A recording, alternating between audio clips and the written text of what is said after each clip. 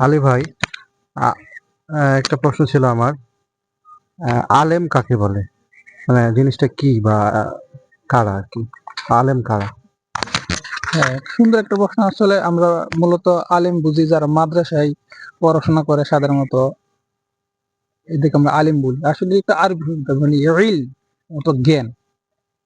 এই থেকে নামটা হচ্ছে আলেম। আলেম তোমার যারা দিনী জ্ঞান রাখে, কোরআন হাদিসের জ্ঞান রাখে, এদেরকে আমরা আলিম বলি। আবার যারা তোমার দিনী জ্ঞান ছাড়া এই জেনারেল জ্ঞান আছে, এগুলোকে এক ধরনের আলেম। একজন ডাক্তার আছে, ডাক্তারের বিশেষজ্ঞ, ও একজন আলেম, ওই দিকে তার জ্ঞান আছে। মানে মূলত হচ্ছে কি, যে বিষয়ে তার জ্ঞান রাখা হয়, জ্ঞান রাখে, ওই বিষয়ে সে আলেম। ওই বিষয়ে সে কি আলেম, যে বিষয়ে যে জ্ঞান রাখে, পুরোপুরি জ্ঞান রাখে।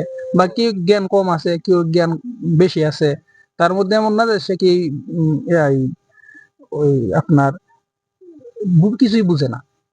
কিন্তু মূলত আমরা সার্বিক দৃষ্টিতে মনে করি, যারা মাদ্রাসায় পড়াশোনা করিয়া এই জ্ঞান অর্জন করে বা দাওরা পাস করে, এটাকে আমরা আলিম বলি। আসলে কিন্তু এটা মূলত ঠিক না।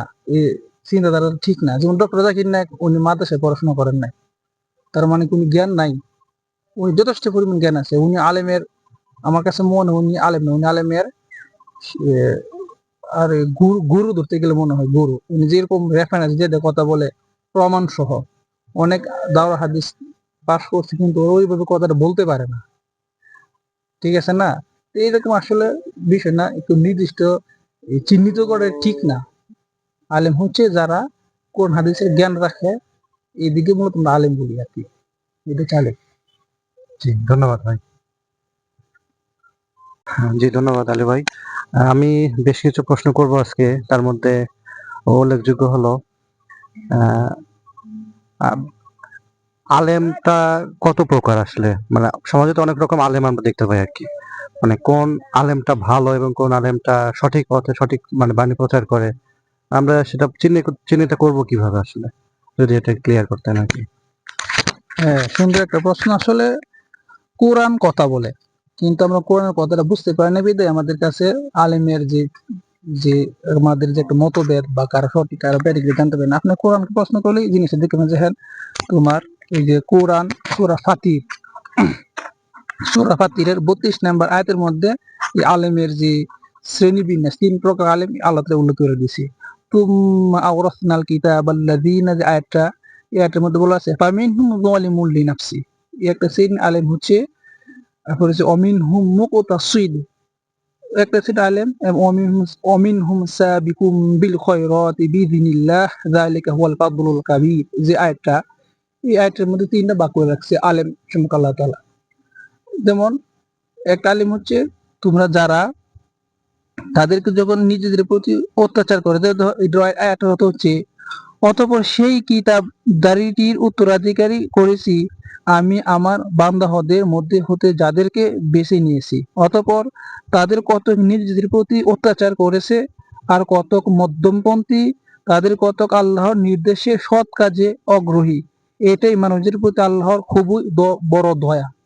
তো এই আয়াতটা আমরা যদি বিশ্লেষণ করি, তখন আমরা পাইতেছি কি, আলেম 3 প্রকার। এক আলেম হচ্ছে তোমার যে দুনিয়ামুখী, যেগুলা আল্লাহ তাআলা জ্ঞান রাখছে, কিন্তু তারা দুনিয়ামুখী, ওই জ্ঞান মতো তারা চলে না। আর একটা হচ্ছে মধ্যম পন্থা, যেটা যেদিকে সুবিধা পাই এদিকে যায়। কিছু ইমন দুর্বল, ওরা ঠিক মতো থাকতে পারে না, যেটা মধ্যম পন্থা। আর একটা হচ্ছে আলেম যেটা তোমার অগ্রগতি, যেটা আল্লাহ তাআলার যে বিধান সঠিকভাবে পালন করে, যাই কিছু হোক, কষ্ট হোক বা যত দরজা পাতা, সে লড়ে না, আল্লাহর দিকে রেখে থাকে। যেমন উলামায়ে মিল্লা, উলামায়ে উম্মাহ, একটা হচ্ছে উলামায়ে দাউলা। এই যে 3টা ভাগ করে 3টা নাম আছে আলেম। যেটা উলামায়ে মিল্লা, এটা হচ্ছে আল্লাহ রাসূল বা সাহাবা, যে নবী রাসূলগণ যেভাবে জীবন চালাইতো, যেভাবে জ্ঞান দিয়া মানুষকে আল্লাহ তাআলার দিকে ডাকতো, ওই শ্রেণী আলেমগুলা এইভাবেই মানুষকে ডাকে। এটা হচ্ছে উলামায়ে মিল্লা। যে আলেমটা হচ্ছে তোমার এই যে আয়াতটার মধ্যে আমরা পাইলাম, ওয়ামিনহুম সাবিকুম বিখায়রাতি বিইذনিল্লাহ। আরেকটা হচ্ছে উলামায়ে উম্মাহ, যেটা মানুষের জনগণ কি চায়, জনগণ কিভাবে চলতে চায় ওইগুলো সাপেক্ষে তারা মাসলা বাই করে দেয়া দেয়, কিন্তু আসলে ঠিক না। মানুষ তো কুফুরের দিকে দৌড়ায় বেশি, কারণ আল্লাহর হুকুম তো মানুষ কম মানে, সুবিধা যে দিক এই দিকটা নেয়। কিন্তু ওই যে মধ্যপন্থী যে আলেমরা ওরা কিন্তু ওরা ঠিক থাকতে পারে না, ওই দিক চলে যায়, তখন কুফুরি টুফুরি মিলাই টিলে একটা মাসলা মাই করে ফেলায়। যার কারণে ওই আলেম থেকে সাবধান, ইমান নষ্ট করে, মূলত ইমানটা নষ্ট করে ফেলায়। আর একটা আলেম হচ্ছে যেটা তোমার যে বললাম ফামিনহুম যালিমুন লিনাফসি, যে আলেমটা আছে এটা হচ্ছে তোমার ওই দুনিয়ামুখী মূলত, সহজ কথা যেটা, ওরা ওদের সুবিধার মতো মাসলা মাসলা বানাই করে সেই করে, বা ওদের মতো ওরা চলে, বুঝছো না?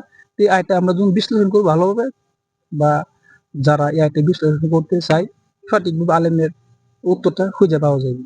একটা জিনিস খেয়াল করে দেখো যে একটা হাদিস আমরা সবসময় শুনতে পারি যে মাহফিলে বা বিভিন্নতে, ইন্নাল উলামা ওয়ারাসাতুল আমবিয়া, অর্থাৎ আলেম ওলামারা হচ্ছে কি নবীর ওয়ারিস। হ্যাঁ, হাদিসটা ঠিক আছে সত্য, কিন্তু এই হাদিসে বলা হয় না যে তোমরা ওইটাতে অনুসরণ করো।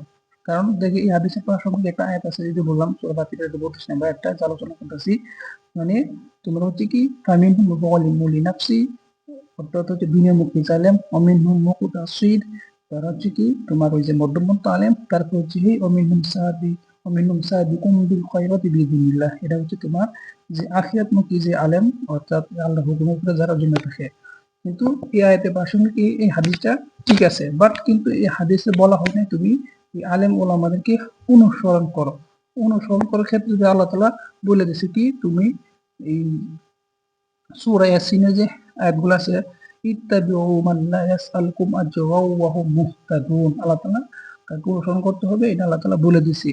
তোমরা সামান্য তোমরা তাদেরকে অনুসরণ করো যারা কোনো বিনিময় চাই না বা পারিশ্রমিক চাই না, যে আল্লাহ তাআলার দ্বীনের কাজে। এটা হচ্ছে সূরা ইয়াসিনের যে 21 নম্বর আয়াত। তারপর প্রাসঙ্গিক আরো আয়াত পাই সূরা তাওবার যে 20 নম্বর আয়াতটা, আল্লাযীনা আমানু ওয়া হাজারু ওয়া জাহাদু ফি সাবিলিল্লাহ বিআমওয়ালিহিম, যে আয়াতটা, এটার মধ্যে আল্লাহ তাআলা কি বলছে, কারা যারা ঈমান আনে, হিজরত করে আর নিজেদের জানমাল দিয়ে আল্লাহর পথে জিহাদ করে, আল্লাহর নিকট তাদের বিরাট মর্যাদা রয়েছে, এরাই হলো সফল কাম, অর্থাৎ এদেরকে অনুসরণ করা লাগবে। এই আয়াতটা যদি আমরা বিশ্লেষণ করি তাহলে আমরা পাচ্ছি কাকে, যে দুনিয়ার মধ্যে এই লাইনে কারা আছে। এখানে এই লাইনে শুধু হিজরত বলতে বোঝাই হচ্ছে যারা এই যে তাবলীগের সাথে জড়িত, কিন্তু আল রাসূলদের সাথে প্রায় মিলে একটু ওই হালকা পাতলা হয়তো একটু এদিক সেদিক হতে পারে, কিন্তু প্রায় মিলা যায়। তারপর আবার দেখো যে তারা জানমাল দিয়ে আল্লাহর পথে জিহাদ করো, অর্থাৎ নিজের খায় নিজের পয়সা কোনো বিনিময় ছাড়া তারা বাইরে থেকে বের হয়ে, যেমন আল্লাহ রাস্তায় তার সময় লাগে, যেমন 40 দিন অথবা 3 চিল্লা বা 1 সাল, যেরকম ভাবে আল্লাহ তাআলা হচ্ছে রাগায়। কিন্তু আমরা বলতে পারি যে মাদ্রাসায় পড়ে বা ওয়াজ মাহফিল করে বা মসজিদ সালাত, ওরাও এক ধরনের দিনী কাজ করে, কিন্তু সুন্নতের কি ভিতরে পড়তেছে না, কারণ সুন্নতের কি আয়াতের সাথে মিলতেছে না। কারণ কি ওর মধ্যে বিনিময় এড আছে, কিন্তু বিনিময়ের কোন উদ্দেশ্যে নেই, আল্লাহ মালুম, আল্লাহ ভালো জানে। হাদিয়া নেওয়া যায় কিন্তু কোন সাপেক্ষে নেয়, এবং যদি বেতনটা হাদিয়ার নাম দিয়ে ঘুরায় দেয় তাহলে কিন্তু বোকামি হবে, এটা আল্লাহ তাআলা ভালো জানে।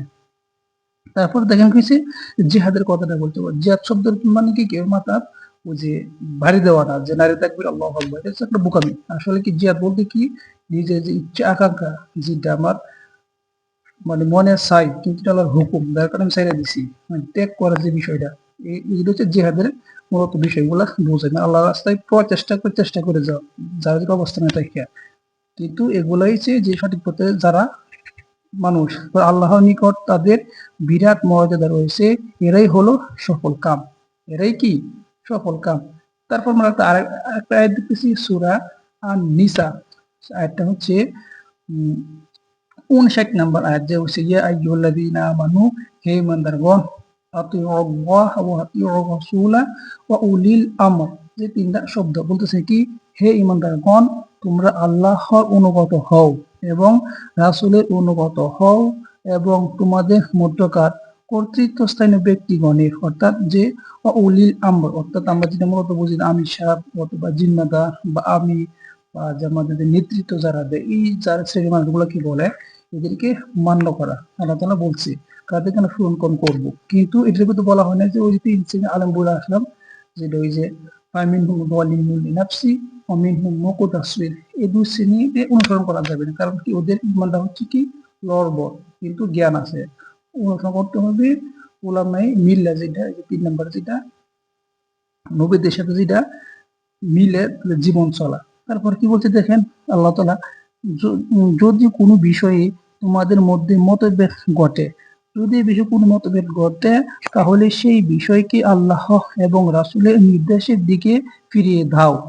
যদি তোমরা আল্লাহ এবং আখিরাত দিবসের প্রতি ঈমান এনে থাকো, এটাই উত্তম এবং সুন্দরতম মর্মকথা। অর্থাৎ ভুল ত্রুটি হতেই পারে, কিন্তু এমন নয় যে ভুল ত্রুটি আমার মূল কাজ নষ্ট হয়ে যাচ্ছে। ব্যক্তিগত বিষয় মানুষ মাত্র ভুল, আমরা ভুলে উঠবে না, কিন্তু যেটা আল্লাহর হুকুম এবং সুন্নাত তরিকায় থাকে, তাকে মান্য করা আল্লাহ তাআলা বলে দিয়েছে, বিশৃঙ্খলা করা যাবে না। তারপরে যদি আমরা দেখি যে আলেমের যে ইয়াগুলা, যে দুইটা শ্রেণীর আলেম, ফামিন যালিমুন লিনাফসি ওয়া মিন মুকতাসিদ, অর্থাৎ যে উলামায়ে উম্মাহ, উলামায়ে দাওলা যারা দেখেন, তারা কি, তারা যে কি করে, এটা হচ্ছে সূরা হিজর। সূরা হিজরের তোমার এই যে ৫১-৯০ নম্বর আয়াতটা বলতেছে কি, যারা কোরআনকে নিজেদের খেয়াল খুশি মতো ভাগ ভাগ করে ফেলেছে। কি করছে? কোরআনকে নিজেদের খেয়াল খুশি মতো ভাগ ভাগ করে ফেলেছে, যেটা ইচ্ছে মানছে, যেটা ইচ্ছে অমান্য করছে, যেটা ইচ্ছে মানে এবং যেটা ইচ্ছে অমান্য করে। তারপরে দেখো যে ৫২ নম্বর যে আয়াতটা বলছে কি, অতএব শপথ তোমার রবের, যাদের সবাইকে অবশ্যই অবশ্যই আমি জিজ্ঞেস করব। আল্লাহ কি বলতেছে? শপথ বললে তাদেরকে অবশ্যই অবশ্যই জিজ্ঞেস করব। তারা কেন এই যে কোরআনকে নিয়ে কিছু মানছি কিছু মানছি না, সুবিধা মতো হইলে মানে, অসুবিধা হইলে মানে না, যে মধ্যম পন্থা যে আলেম, যেটা ওলামায়ে উম্মাহ মানে জনস্রোতের দিকে যায়, ইজমাকে ইয়াতে দেয়া একটা মাসলা তৈরি করে ফেলে, কিন্তু আসলে এটা ঠিক না। কারণ আল্লাহ যেটা যেভাবে বলছে, কে মানলো না, এটা দেখে আমার লাভ নাই। তারপর দেখো যে ৯৩ নম্বর যে আয়াতটা, তারা তারা যা করছে সে সম্পর্কে, অর্থাৎ আল্লাহ তাআলা বলতেছে কি, তারা যা করতেছে সে সম্পর্কে তাদেরকে কি করা হবে? জিজ্ঞেস করা হবে। যার কারণে আমাদেরকে এগুলো থেকে সাবধান। তারপর দেখা যায় আমরা পাই সূরা তাওবার ৩৪ নম্বর আয়াত, যেটা বলতেছে কি, হে বিশ্বাসীগণ, অবশ্যই জালিম ও দরবেশের অনেকেই ভুয়া কর্মকাণ্ডের মাধ্যমে মানুষদের সম্পদ গ্রাস করে। অর্থাৎ ভুয়া কর্মকাণ্ডের কারণে কি করে? মানুষের সম্পদ গ্রাস করে তাকে, আর আল্লাহর পথে বাধা সৃষ্টি করে। কি করে? আল্লাহর পথে মানুষকে বাধা সৃষ্টি করে। যারা স্বর্ণ ও রূপ জমা করে আর আল্লাহর পথে তা ব্যয় করে না, তাদেরকে ভয়াবহ শাস্তির সুসংবাদ দাও।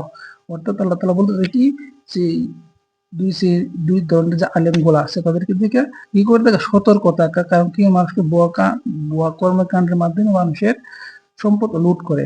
মানুষকে বোঝায় আসলে ধর্ম এমন একটা বিষয়, মানুষের যদি কোনো উদ্দেশ্য হাসিল করতে চায়, কিন্তু ধর্ম দিয়ে মানুষে ঘায়ল করতে পারে খুব সহজে। কারণ কি, এটা ইমোশনাল কাজ।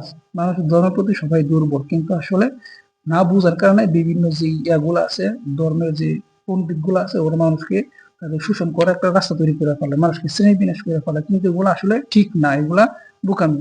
তারপরে যেন একটা যে সূরা তাওবার যে ৩৫ নম্বর আয়াতটা কি বলছে, সেই দিন জাহান্নামের আগুনে তা উত্তপ্ত করা হবে। সেদিন জাহান্নামের আগুনে তা উত্তপ্ত করা হবে, আর তাদের কপালে, পার্শ্বদেশে ও পিঠে দাগ দেওয়া হবে। আর তাদেরকে বলা হবে, এটা হলো যা তোমরা নিজেদের জন্য স্বীকৃত করেছিলে, কাজেই যা জমা করেছিলে তা স্বাদ গ্রহণ করো। অর্থাৎ এই যে তারা দুনিয়াতে বলছে ঠিকই, কিন্তু নিজেরা বলা নাই, বিভিন্ন ধরনের বিশৃঙ্খলা ফাসাদ সৃষ্টি করছে, যে বাকারা, এই যে আমরা যে বললাম, এই যে এভাবে যে করাগুলা, যে করা যাবে না, যে বিশৃঙ্খলা, ওই যে দুনিয়া নিজে বলতেছি, কিন্তু মানুষের বেলা সুন্দর সুন্দর কথা বলে, নিজের বেলা করি না, এগুলা পালন করি না। যে তাদেরকে এই ধরনের করা উচিত, দুনিয়াবি জালেম যারা বিনিময় দিনই কাজ করতে চায়। তারপর আবার দেখো যে একটা আয়াত, সূরা আল ইমরানের ৬৯ নম্বর আয়াতে কি বলা হয়েছে, এই কিতাবধারীদের একদল চায় যাতে তোমাদের পথভ্রষ্ট করতে চায়। কি চাই? কিতাবধারীদের একদল চায় যাতে তোমাদেরকে পথভ্রষ্ট করতে পারে, অথচ তারা নিজেদেরকে ছাড়া অন্য কাউকে পথভ্রষ্ট করে না, কিন্তু তারা উপলব্ধি করতে পারে না।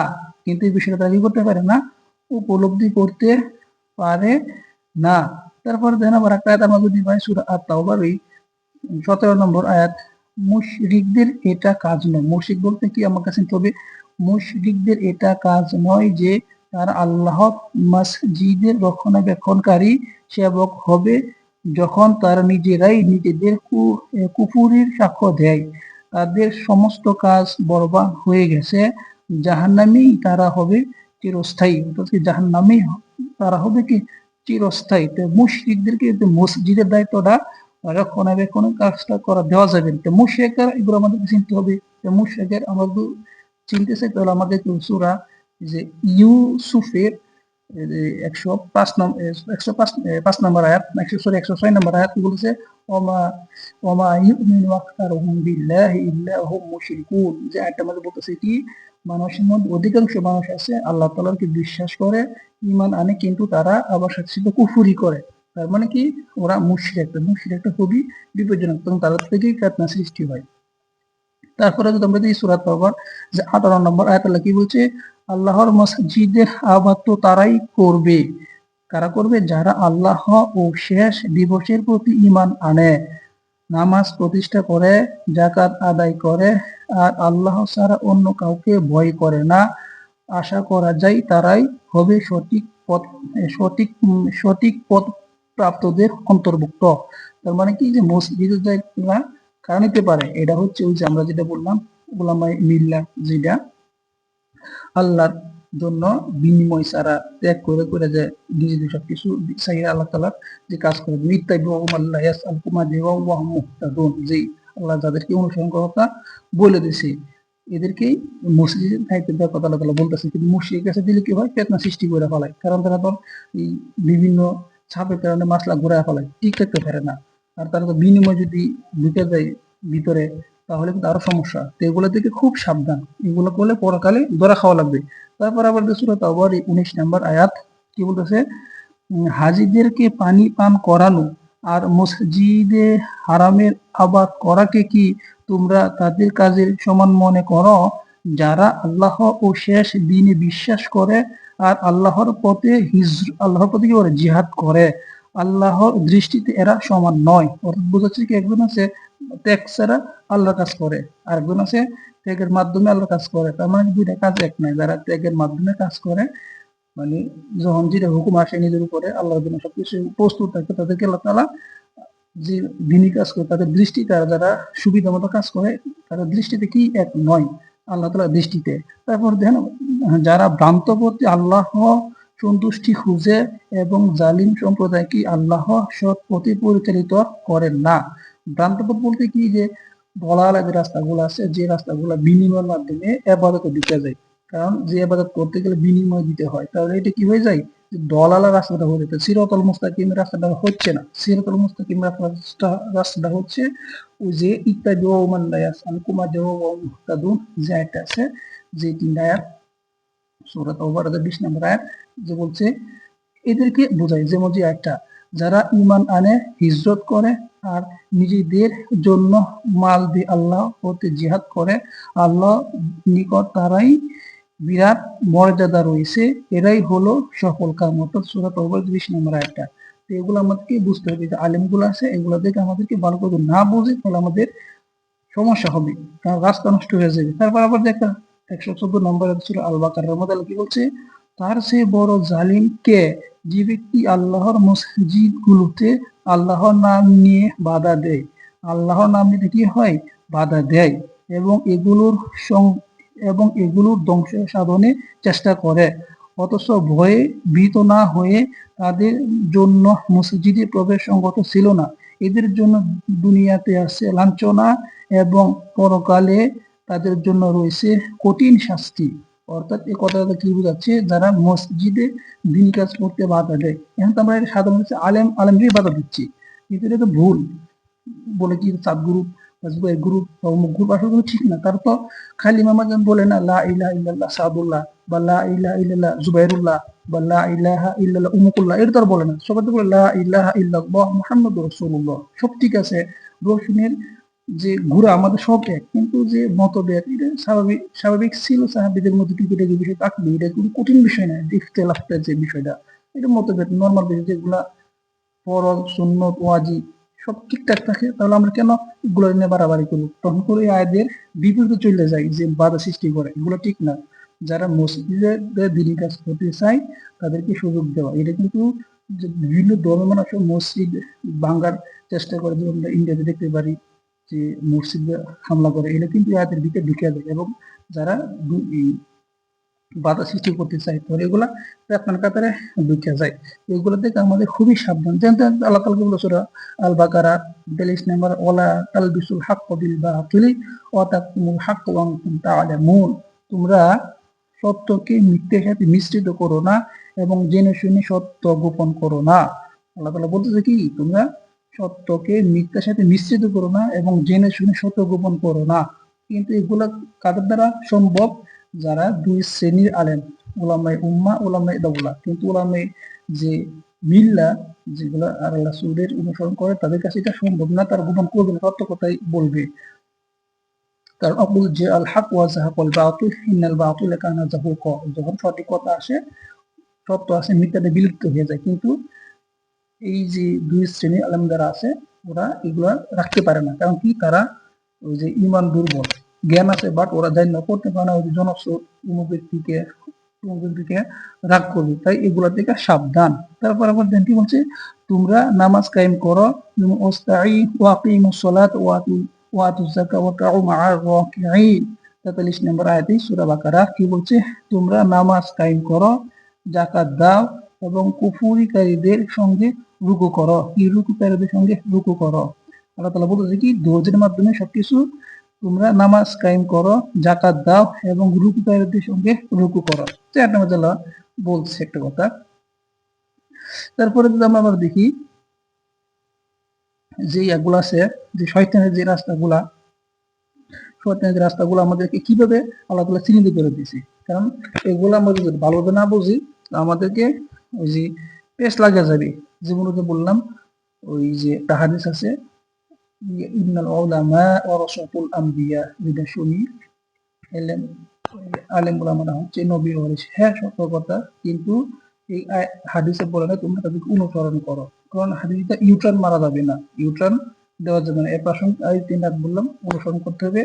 ইত্তাবিউ মান লা ইয়াসআলুকুম আজরান ওয়া মুহতাদুন, আল্লাহ তাআলা তাদেরকে চিহ্নিত করে দিচ্ছে ওই দিকটা, তারা বিনিময়ের সাথে দিনী কাজ করে। দেখেন আল্লাহ তাআলা বরং আরো ইমানদারদেরকে সতর্ক করতেছে। দেন একটা আয়াত আমরা পাচ্ছি কি, সূরা নিসা 71 নম্বর আয়াত বলতেছে কি, ইয়া আইয়ুহাল্লাযীনা আমানু খুযু, যে আয়াতটা আছে বলতেছে কি, হে ঈমানদারগণ, তোমরা সতর্কতা অবলম্বন করো এবং দলে দলে ভাগ হয়ে কিংবা মিলিতভাবে অগ্রসর হও। কি বলতেছে? হে ঈমানদারগণ, তোমরা সতর্ক অবলম্বন করো। আল্লাহ তাআলা বরং কারণ ঈমানদারদেরকেই সতর্ক করতেছে, এন কিন্তু সকল মানুষই বলতেছে না, ঈমানদার যারা ঈমান আনে।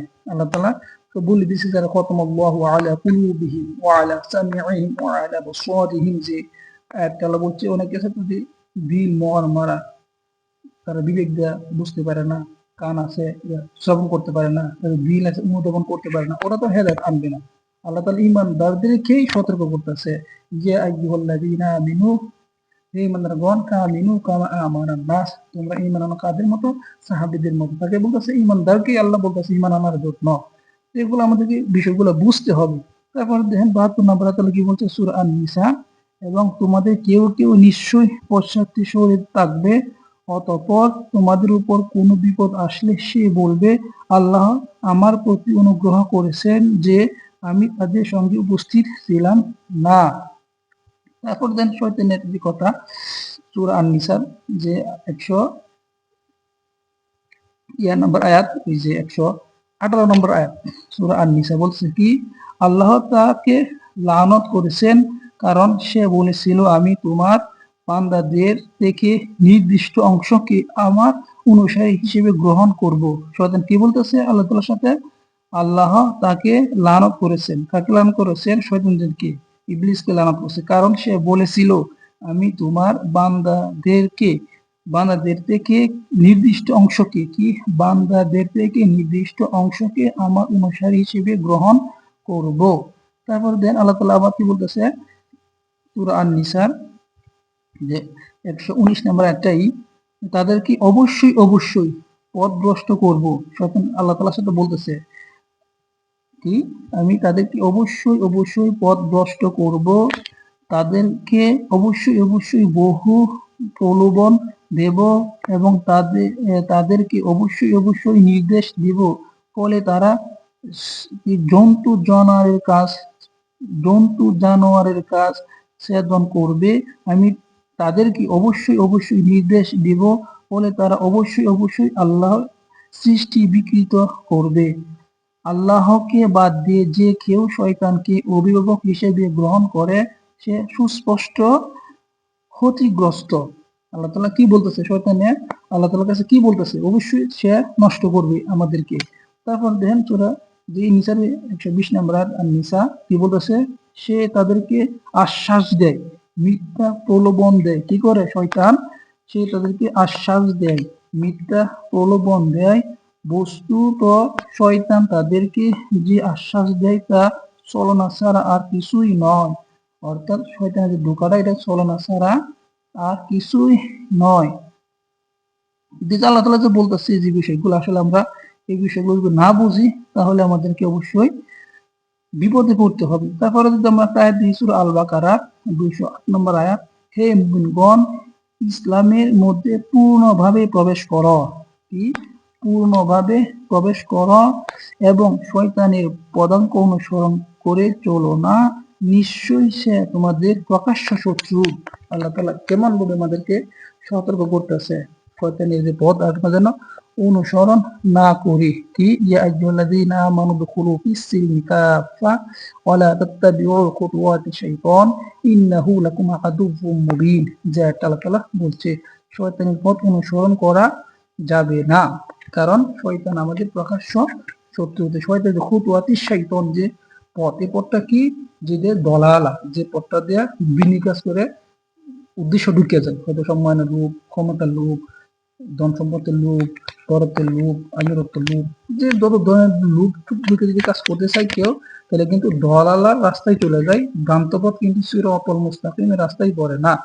সিরাতুল মুস্তাকিমের রাস্তা হচ্ছে কোনটা, যে রাস্তাটা যে ইত্তাবিউ মান লা ইয়াসআলুকুম আজরান ওয়া হুম মুহতাদুন। দেন তারপর আবার কিভাবে আল্লাহ কথা বলছে সূরা আল বাকারার এই 217 নম্বর আয়াত, কি হচ্ছে, যে ফাসাদ সৃষ্টি হয়, যে কিভাবে পবিত্র মাসে লড়াই করা সম্বন্ধে তোমাদের তারা জিজ্ঞেস করছে, বলো তবে যুদ্ধে করা ভয়ঙ্কর গুনাহ, পক্ষান্তরে আল্লাহর পথ হতে বাধা দান, আল্লাহর সঙ্গে কুফরি, কাবা গ্রহে যেতে বাধা দেয়া এবং তা থেকে তার বাসিন্দাদেরকে বের করে দেয়া আল্লাহর নিকট তার চেয়ে অধিক অন্যায়। ফিতনা হত্যা হতেও গুরুতর অন্যায়। যে ফেতনা আমরা বর্তমানে দেখতেছি, যে আমাদের দিনী কাজের ভিতরে ফেতনা সৃষ্টি হচ্ছে, এটি কি হত্যার চাইতেও জঘন্য। ফেতনাটা কেন আসে, ওই যে দুই শ্রেণী যে আলেমগুলো হলো উলামায়ে উম্মাহ এবং উলামায়ে দাওলা, এদের থেকে এগুলো বের হয়ে যায়, কারণ তারা ঠিক থাকতে পারে না। তারপর বলছে কি, যদি তাদের সাধ্যে কুলায় তারা তোমাদের বিরুদ্ধে যুদ্ধ করতেই থাকবে, যে পর্যন্ত না তারা তোমাদেরকে তোমাদের দিন হতে ফিরিয়ে না দেয় এবং তোমাদের যে কেউ নিজের দিন হতে ফিরে যায়, অতঃপর সেই ব্যক্তি কাফির অবস্থায় মারা যায়, তবে এমন লোকের কর্ম দুনিয়াতে এবং আখিরাতে ব্যর্থ হয়ে যাবে, আর এরা অগ্নিবাসী চিরকাল তাতে থাকবে। এই যে ফিতনাগুলো কিভাবে সৃষ্টি হয়, এগুলো আমরা যদি একটা ভালোভাবে বিশ্লেষণ করি তাহলে আমরা আরো গভীরভাবে বুঝতে পারবো, যার কারণে এগুলো আমাদের সবার জানা উচিত এবং দরকার। দেখেন শয়তান আবার কি একটা ধোঁকা দেয়, সূরা বাকারার আয়াত নাম্বার হচ্ছে 268 নম্বর আয়াত, বলতেছে কি, শয়তান তোমাদেরকে গরিব হয়ে যাওয়ার ভয় দেখায় এবং লজ্জাকর বিষয়ে নির্দেশ দেয় এবং আল্লাহ নিজ পক্ষ হতে তোমাদের সাথে ক্ষমা ও অনুগ্রহের ওয়াদা করেছেন এবং আল্লাহ প্রাচুর্যের অধিকারী মহাজ্ঞানী। শয়তান মানুষদের কিভাবে প্রলোভন দেখায়, যেটা হচ্ছে কি তোমার ওই কি গরিব হওয়ার ভয়, কি দেখা শয়তানে গরিব হওয়ার ভয়, এগুলো থেকে আমাদেরকে সাবধান। তারপর হচ্ছে লজ্জাকর বিষয়ে নির্দেশ দেয়, এটা আমরা হচ্ছে যে গুনাহ কাজ করে লজ্জা, গুনাহ কাজ করারই লজ্জা, কিন্তু এটা আমরা বুঝতে পারতেছি না। তারপরে দেখেন শয়তান আর কি কয়, তো এইগুলো তো আসলে আমরা যদি বিশ্লেষণ করি অনেকগুলো এমন আয়াত আমরা খুঁজে পাই। তারপর এই আয়াতগুলো আমরা অনেকভাবে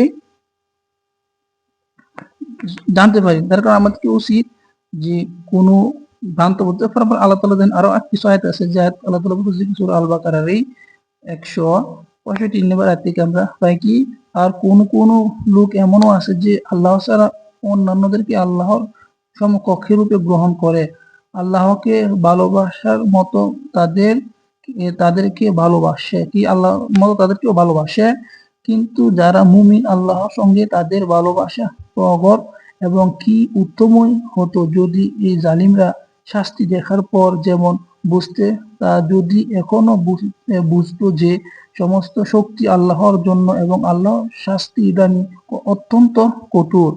এই যে একটা আয়াত। তারপর দেখেন সূরা বাকারার 166 নম্বর আয়াত, যেটা বলতেছে কি, স্মরণ করো যাদেরকে অনুসরণ করা হতো তারা অনুসরণকারীদের সঙ্গে তাদের কোনো সম্পর্কের কথা অস্বীকার করবে, তারা শাস্তি দেখবে আর তাদের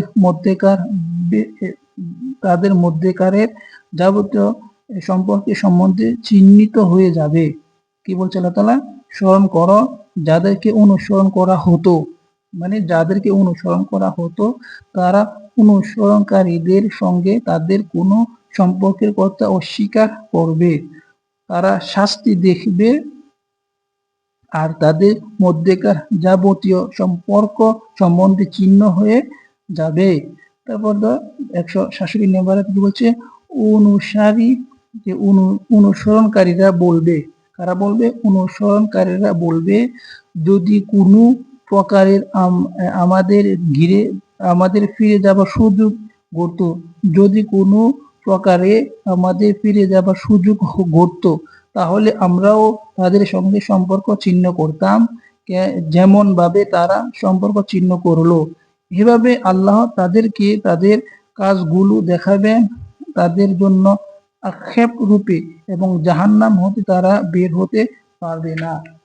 যারা আমরা অনুসরণ করি, অনুসরণ করতে হবে খুব সাবধান, কারণ তাদেরকে ভুল পথে নেওয়া যাবে। তারপর দেখেন আল্লাহ তাআলা আবার কি বলছে, সূরা আন-নিসায় 135 নম্বর আয়াত কি বলেছে, হে ঈমানদারগণ, ন্যায়ের প্রতি সুপ্রতিষ্ঠিত ও আল্লাহর জন্য সাক্ষ্যদাতা হও। কি? ন্যায়ের প্রতি সুপ্রতিষ্ঠিত এবং আল্লাহর জন্য সাক্ষ্যদাতা হও, যদিও তা তোমাদের নিজেদের কিংবা মাতা পিতা এবং আত্মীয়গণের বিরুদ্ধে হয়। কি বলছে আল্লাহ কথাটা? যদি আমাদের আত্মীয় বিরুদ্ধে চলে যায়, আপন মানুষের বিরুদ্ধে চলে যায়, কিন্তু আল্লাহ তাআলার হুকুমের বিরুদ্ধে যাওয়া যাবে না। কেউ ধনী হোক বা দরিদ্র হোক, আল্লাহ উভয়ের ঘনিষ্ঠতর। অতএব প্রবৃত্তি অনুসরণ করো না, যাতে তোমরা ন্যায় বিচার করতে পারো, এবং যদি তোমরা বক্রভাবে কথা বলো কিংবা সত্যকে এড়িয়ে যাও, তবে নিশ্চয়ই তোমরা যা করছো আল্লাহ সেই বিষয়ে সম্পূর্ণ অবগত। অর্থাৎ যে আয়াতটা, এই আয়াতটা আমরা যদি বিশ্লেষণ করে পাইতেছি কি, যে বদরের যুদ্ধে প্রথম যখন শুরু হয়েছিল, সকল যুদ্ধই ছিল আত্মীয় স্বজন নিজেদের ভিতরে, কারণ তখন প্রথম অল্প মানুষ মুসলমান ঈমান আনছিল। যে যুদ্ধটা, এই যুদ্ধটা সবাই নিজের আত্মীয় স্বজনরা যুদ্ধ হয়েছিল, খুব কঠিন যুদ্ধ, কারণ তারা কেউ বাবা ছিল, কেউ ছেলে ছিল, যেমন তখন ছিল যে আবু জাহেলের ছেলে ইকরামা রাদিয়াল্লাহু আনহু, তারপর ছিল খালিদ বিন ওয়ালিদ রাদিয়াল্লাহু আনহু, ওরা ছিল কাফেরদের ওই সাইডে, আবু সুফিয়ান রাদিয়াল্লাহু আনহু। তো আস্তে আস্তে ঈমান আনছে, কিন্তু তারা আল্লাহর হুকুম থেকে লড়ছে না, যেমন ওমর রাদিয়াল্লাহু আনহু, তারপর হচ্ছে আবু বকর সিদ্দিক রাদিয়াল্লাহু আনহু, তারপর হচ্ছে আর যারা ঈমান আনছিল বেলাল রাদিয়াল্লাহু আনহু, এরা কেউই লড়ে নাই। এই যুদ্ধটা ছিল নিজের ভিতরে, পরে কিন্তু আবার তারা ঈমান আনছে। এই আয়াতটা এই দিক দিয়ে মোটামুটি বোঝা যাচ্ছে। এখন আমরা যদি এগুলো না করতে হলে বুকে মশা রাখতে, দেন আল্লাহ তাআলা কি বলছে, যে নিজের আত্মীয় স্বজন যারা কাছের মানুষ, হে মুমিনগণ, তোমাদের স্ত্রী আর সন্তানদের মধ্যে কতক তোমাদের শত্রু, কাজে তোমরা তাদের হতে সতর্ক হও। কি বলছে আল্লাহ তাআলা? আমরা কিন্তু নিজের স্ত্রী সন্তান মতো শত্রু হয়ে যায়, কিন্তু তাদের থেকে সতর্ক হও।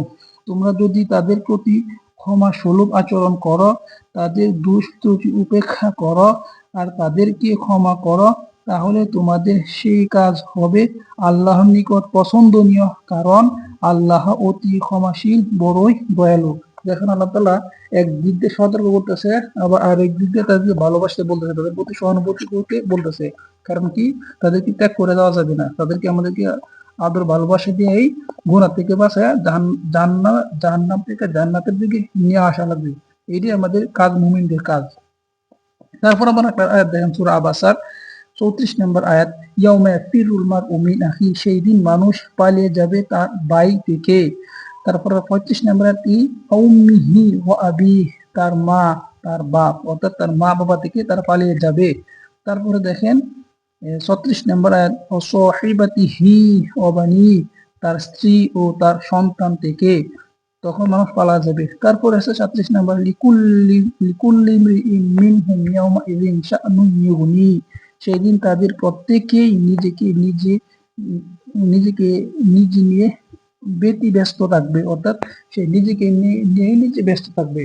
হাসরের দিন কত ভয়ঙ্কর! সাধারণত আমরা তো হাসরের দিন দুনিয়াতে আমরা চিন্তা করতে দেখতে পাই। দেখেন আমাদের দাদা কে ছিল বা আমার দাদার বাবা কে ছিল, আমরা কতজনে বলতে পারি, কারণ কি আমরা ভুলে গেছি। আমরা আখিরাতে যাওয়ার দরকার কি, দুনিয়াতে যদি একটু গবেষণা করি তাহলে আমরা পাই। অথচ তাদের যে সম্পত্তি আমরা উত্তরের দিকে সুরে অনেকে বুক করতেছি, কিন্তু দুঃখের বিষয় আমরা তাদের নাম দিয়ে জানি না। যদি তাদের জমিনে কোনো সমস্যা হয়, দলিল বা সিএস নিয়ে গাদাগাদি করে, তখন আমরা তাদের নামগুলো খুঁজে পাই। অথচ আমরা যাদের জীবনের কামাই সম্পদ, এদের নাম রেমন তো আমরা জানি না, উত্তরের দিকে হিসেবে আমরা বুক করতেছি। আমরা এরকম ভাবে ভুলে যাই। এটা তো নর্মাল বিষয়, আমরা দুনিয়াতে ভুলে যেতেছি। আমরা দুইজন মানুষ ক্রস করলে নাম বলতে পারি না, দাদা কে ছিল বলতে পারি না, কিন্তু তাদের কামাই আমরা সারা জীবন কামাই খাইতেছি, যেটা বলে উত্তরাধিকার, আমরা ভুলে যাই। তো ওই জায়গাটা আরো কঠিন, ওই জায়গাটা আরো কঠিন। দুনিয়াটা হচ্ছে একটা পরীক্ষার জায়গা।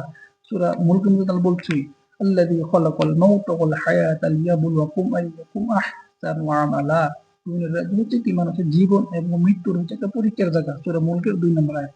জীবন হচ্ছে কি পরীক্ষার জায়গা, পরীক্ষা হবে যে আমালা, এর বিনিময় দিব কখন, আখিরাতে।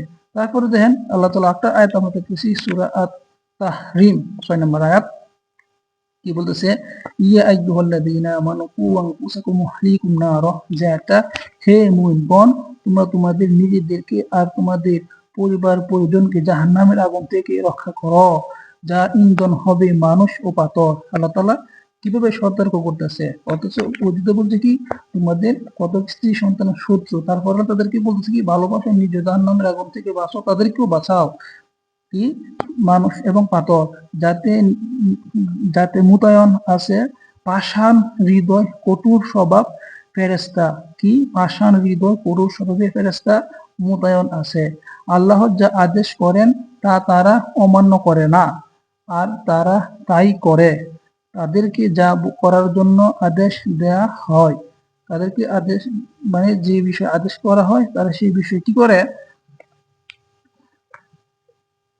সেই বিষয়ে তারা আল্লাহর হুকুম পালন করে। তো আমরা যে এতগুলা আয়াত দেখলাম, যে আলেম উলামার বিষয়গুলো দেখলাম, আমরা এই আয়াতগুলো যদি বিশ্লেষণ করে আসলে আলেম উলামা কারা, কারে মানতে হবে, আল্লাহ তাআলা তাদের গাইড দিয়েছে, যেগুলো আমরা এই মিল্লা আল্লাহ রাসূল অনুসরণ করি, ইত্তাবিউ আল্লাহ ইয়াসআলুকুম আজরা ওয়া হুম মুহতাদুন, যারা এই বিনিময় ছাড়া কাজ করে, যে এই আলেমগুলা। এবং সূরা যে তওবা 20 নম্বর আয়াতটা, যারা হিজরত বৌদ্ধমূলক এগুলো বিশ্লেষণ করলে আমরা পাই যে তারা এই আখিরাতের প্রতি বিশ্বাসে দৃঢ় বিশ্বাসে তারা আটকে থাকে, ওদের দিকে আল্লাহ তাআলা গাইডলাইন দিচ্ছে। শুধু এটা শুনলে হবে না যে ইন্নাল উলামা ওয়ারাসাতুল আম্বিয়া, আলেমদের নবীজির ওয়ারিস। হ্যাঁ, সত্য হাদিস সত্য, কিন্তু এই হাদিস থেকে আবার ইউটার্ন মারা যাবে না যে দুনিয়ামুখী আলেমকে আমরা অনুসরণ করা কিন্তু না। আল্লাহ তাআলা এর প্রাসঙ্গিক আয়াত দিয়ে রাখছে, অনুসরণ করতে হবে তাদেরকে যার বিনিময় নেয় না। এরা হচ্ছে সঠিক আলেম এবং সঠিক যে এই জিম্মাদার বা আমির সাহেব, এদের অনুসরণ করে। কিন্তু আমরা যেভাবে যে ফাসাদ সৃষ্টি করে ফেলাইছি বিভিন্ন ভাবে, এগুলো কিন্তু ঠিক না। ফাসাদটা খুবই একটা বিপজ্জনক বিষয়, কারণ কি হাসরের দিন আমাদেরকে এই বিষয় নিয়ে ধরা খাওয়া লাগবে। কারণ কি, যারা ফাসাদ সৃষ্টি করে এটা খুবই একটা বিপজ্জনক, কারণ ফাসাদ সৃষ্টি করাটা কি ভালো না। যেমন এই বিষয়ে আল্লাহ তাআলা সূরা বাকারা 11 নম্বরে আমরা পাই, ওয়া ইযা কিলা লাহুম লা তুফসিদু ফিল আরদি ক্বালু ইন্নামা নাহনু মুসলিহুন, তাদেরকে যখন বলা হয় পৃথিবীতে ফাসাদ সৃষ্টি করো না। তারা বলে আমরা তো সংশোধনকারী। তারা কি বলে? আমরা সংশোধনকারী, অথচ তারা যে সংশোধন না, তারা নিজেই জানে না। মূলত তারাই কি, আলা ইন্নাহুম হুমুল মুফসিদুনা ওয়ালাকিন লা ইয়াশউরুন, মূলত তারাই অশান্তি সৃষ্টিকারী, কিন্তু তারা তা বুঝতে পারে না। এই তারা যে অশান্তি সৃষ্টি, এটা তারা বুঝে না, কারণ তারা ভাবতেছে কি আমরা সঠিক পথে আছি। তো আসলে কি এই বিষয়ে আলোচনা করতে হয়, কোরআন থেকে আর অনেক আয়াতগুলো পাওয়া যায় যে আলেম মানে কারা বা সঠিক কারা আছে, এগুলো বিশ্লেষণ করলে আমরা যতক্ষণ যে আয়াতগুলো দেখলাম বা হাদিস যেটা বললাম, আসলেই আমাদের অনুসরণ করতে হবে। আল্লাহ যে তাদের গাইডলাইন দিয়ে রাখছে তারা, কারণ আমাদের যে পরকালে বিচারের যে নকশা, আমাদের যে ধারাবাহিকতা বা আমাদের যে বিচার করে যে বিধান দেয়, এটা হচ্ছে কোরআন এবং আল্লাহ রাসূলের জীবনের সাথে মিলে কিনা, সাহাবের সাথে মিলে কিনা, কোরআন যে গাইডলাইন দিয়ে রাখছে এর সাথে মিলে কিনা। কোন ব্যক্তি দিয়া আমাদেরকে করবে না। যদি ব্যক্তি সঠিক পথে থাকে, আলহামদুলিল্লাহ, আল্লাহ তাদেরকে কথা বলছে এটাকে অনুসরণ করবে, কিন্তু যে উদ্দেশ্য নিয়ে কোনো কাজ করা, দুনিয়া দিয়ে, এগুলো থেকে খুবই সাবধান, তখন আমরা গুমরাহের দিকে চলে যাবো। এটা যেন না হয় সে বিষয়ে আমাদের সবাইকে লক্ষ্য রাখা। আর যারা যে বর্তমানে যে দিন খন্ড বিখণ্ড করতেছে বা বাড়াবাড়ি করতেছে, তাহলে কিন্তু এই যে সূরা বাকারা যে আয়াতগুলো আছে, এই এটা মসজিদে যে ঢুকতে দেয় না, এগুলো ঠিক না। কারণ মসজিদ আল্লাহ তাআলার ঘর, সবাই আসতে পারে। সাত সাহেবের তাবলিগ না, দুবাই সাহেবের তাবলিগ না, কোন ব্যক্তির তাবলিগ না, এটা হচ্ছে আল্লাহ তাআলার কাজ, আল্লাহর মনোনীত ধর্ম। কিন্তু যারা মিথ্যা বলে বা মিথ্যা বলে যে বিভিন্ন অপবাদ দেয়, এই জন্য আল্লাহ তাআলা হিসাব নিব, মান ইয়ামাল মিসকালা যাররাতিন খায়রান ইয়ারা ওয়া মান ইয়ামাল মিসকালা যাররাতিন শাররান ইয়ারা। এই আয়াতগুলো আমরা খুবই ভালোভাবে পড়ি এবং বুঝি, আমরা কোনো উল্টাপাল্টা কাজ না করি। উল্টাপাল্টা কাজ করলে কি হবে? পরকালে আমাদের ধরা খাইতে হবে। তাই আল্লাহ তাআলা আমাদেরকে যে কথাগুলো বলছি এগুলো বোঝার তো বিজ্ঞান করুক। ধন্যবাদ। একটা প্রশ্ন হলো, কিছু আলেম ওলামা আছে যারা মতভেদ সৃষ্টি করে দিন প্রচারে বা দিন প্রচারে ভেদাভেদ সৃষ্টি করে বা বিভিন্ন দলে ভাগ হয়ে যায়। সেটা আপনি কিভাবে দেখছেন বা কোরআনের আলোকে কোরআন কি বলছে এখানে? তোমার প্রশ্ন খুবই একটা সুন্দর। বর্তমান যে ফেতনা একটা জমানা, এটা তুমি মানুষ বিভিন্ন দলে ভাগ হয়ে যেতেছে, বিভিন্ন মত সৃষ্টি করতেছে, তারপর বিভিন্ন এই যে বিশৃঙ্খলা সৃষ্টি হইতেছে। আসলে এটার উত্তর আল্লাহ তাআলা কোরআনে বলে রাখছে। কোরআন কথা বলে, আমরা কোরআনের কথা বুঝি না, যার কারণে আমরা এই সমস্যাগুলো সমাধান করতে পারি না। দেখো আল্লাহ তাআলা কোরআনে এই বিষয়ে কি বলছে, এগুলো অনেকগুলো আয়াত আছে। যেমন সূরা আনআম, সূরা আনআম আয়াত হচ্ছে 159 নম্বর আয়াত। এই আয়াতের মধ্যে আল্লাহ তাআলা বলছে কি, দেখো, ইন্নাল্লাযীনা ফাররাকু দীনাহুম ওয়া কানু শিয়াআন লাস্তা মিনহুম। যে আয়াতটা, এই আয়াতের মধ্যে আল্লাহ তাআলা বলতেছে কি, যারা দিনের পরিণত দিনকে খন্ডে খন্ডে বিভক্ত করে নিয়েছে আর আপন আপন অংশে নিয়ে দলে দলে ভাগ হয়ে গিয়েছে, তাদের কোনো কাজের সাথে তোমার কোনো সম্পর্ক নেই। তাদের ব্যাপারটি পুরোপুরি আল্লাহর এখতিয়ারভুক্ত। সময় হলেই তিনি তাদেরকে জানিয়ে দিবেন তাদের কৃতকর্মের সম্পর্কে। এই আয়াতের মধ্যে আল্লাহ বলছে কি, এই দলে দলে ভাগ হওয়াটা ঠিক না, আল্লাহ তাআলা নিষেধ দিয়ে রাখছে। তারপরে তো একটা আয়াত আছে সূরা আল ইমরান, আয়াত নাম্বারটা হচ্ছে 103 নাম্বার, ওয়া'তাসিমু বিহাবলিল্লাহি জামিআন ওয়া লা তাফাররাকু। যে আয়াতের মধ্যে আল্লাহ তাআলা কি বলছে, এই প্রাসঙ্গিক আয়াতটা, আল্লাহর রজ্জুকে সমবেতভাবে দৃঢ়ভাবে ধারণ করো, পরস্পর বিচ্ছিন্ন হইও না, এবং তোমাদের প্রতি আল্লাহর নিয়ামত স্মরণ করো যখন তোমরা ছিলে পরস্পর শত্রু। তিনি তোমাদের অন্তরে প্রীতি সঞ্চার করলেন, ফলে তোমরা আল্লাহর অনুগ্রহে পরস্পর ভাই ভাই হয়ে গেলে। তোমরা অগ্নি গহ্বরে প্রান্তের ছিলে, অতঃপর আল্লাহ তোমাদেরকে তা থেকে রক্ষা করেন। এভাবে আল্লাহ নিজের নিদর্শনাবলী তোমাদের কাছে স্পষ্টভাবে বর্ণনা করেন, যাতে তোমরা সঠিক পথ প্রাপ্ত হও। এই যে এই আয়াতের মধ্যে আল্লাহ তাআলা বলছে তোমরা পরস্পর বিচ্ছিন্ন হয়েও না, এটা কিন্তু ঠিক না। যারা করছে কাজগুলো, এটা আসলে ওরা কি করতেছে না, এটা আল্লাহর হুকুমের বাইরে চলে যেতেছে। কারণ আমাদের গাইডলাইন হচ্ছে কোরআন। কোরআন যে দিকে আমাদেরকে টানে, আমাদের ওই দিকেই চলতে হবে। কোন ব্যক্তি কোন দিকে টানলে ওই দিকে চললে আমার হবে না। কারণ আল্লাহ রাসূল বিদায় হজের ভাষণে বলছে, তোমরা কোরআন এবং সুন্নাহ ধরে রাখবা, পথভ্রষ্ট হইবে না। আল্লাহ তাআলা তো এগুলো নিষেধ দিয়ে রাখছে, কিন্তু এটা আমরা অ্যাভয়েড করতে চাই আয়াতগুলা। তারপরে আরো আয়াতগুলো আছে সূরা আল ইমরান 105 নম্বর আয়াত, ওয়ালা তাকুনু কাল্লাযীনা তাফাররাকু ওয়াখতালাফু মিন বা'দি মা জাআহুমুল বায়িনাত ওয়া উলাইকা হুম আযাবুন আযীম, যে আয়াতটার মধ্যে আল্লাহ তাআলা কি বলছে দেখো, তোমরা সেই লোকদের মতো হয়ে যেও না যারা তাদের নিকট সুস্পষ্ট নিদর্শন পৌঁছার পর বিভক্ত হয়েছে ও মতভেদ করেছে, এবং এই শ্রেণীর লোকেদের জন্য আছে মহাশাস্তি। দেখছো আল্লাহ তাআলা কি বলছে, কি এই শ্রেণীর লোকদের জন্য কি আছে, কি মহাশাস্তি, বিচ্ছিন্ন করা যাবে না, এটা খুব আল্লাহ তাআলা কঠিন ভাবে নিষেধ দিয়ে রাখছে। তারপর আবার একটা দেখো, সূরা হুজুরাত আয়াত নাম্বারটা হচ্ছে তোমার 9 নাম্বার। এই আয়াতের মধ্যে আল্লাহ তাআলা কি বলছে, মুমিনদের দু দলে লড়াইয়ে জড়িয়ে পড়লে তাদের মধ্যে মীমাংসা করে দাও। কি করে দাও? তাদের মধ্যে মীমাংসা করে দাও। অতঃপর একটি দল অপরটির উপর বাড়াবাড়ি করলে যে দলটি বাড়াবাড়ি করে তার বিরুদ্ধে তোমরা লড়াই করো যতক্ষণ না সেই দলটি আল্লাহর নির্দেশের দিকে ফিরে আসে। অতঃপর যদি দলটি ফিরে আসে তাহলে তাদের মধ্যে ইনসাফের সঙ্গে ফয়সালা করো আর সুবিচার করো। আল্লাহ সুবিচারকারীদেরকে ভালোবাসেন। তো আল্লাহ তাআলা কি বলতেছে, যে দলটা বেশি বাড়াবাড়ি করে তার বিরুদ্ধে লড়াই করতে আল্লাহ তাআলা হুকুম দিয়ে রাখছে। কিন্তু এখন তো এই জিনিসটাই বেশি হচ্ছে, কেউ কার মানতে চায় না, এটা কিন্তু ঠিক না। আল্লাহ তাআলা কঠিন ভাবে নিষেধ দিয়ে রাখছে। কোরআনে কথা বলে, কোরআনে আনসার দিয়ে রাখছে, কিন্তু আমরা কোরআন পড়িও না, বুঝিও না, ব্যক্তি পিছিয়ে দৌড়াই, আর ওই ব্যক্তিকে যুক্তি দিয়ে বোঝাইছে ওই দিন আমরা পড়ে রয়েছি। এটা কিন্তু ঠিক না। কোরআন কি বলে এটা আমাদের মেইন গাইডলাইন। তারপর দেখো আবার যে 10 নম্বর আয়াতটা কি বলছে সূরা হুজরাতের, মুমিনদের পরস্পর ভাই ভাই, কাজেই তোমরা ভাইদের মধ্যে শান্তি সমঝোতা স্থাপন করো আর আল্লাহকে ভয় করো যাতে তোমরা দয়া প্রাপ্ত হও।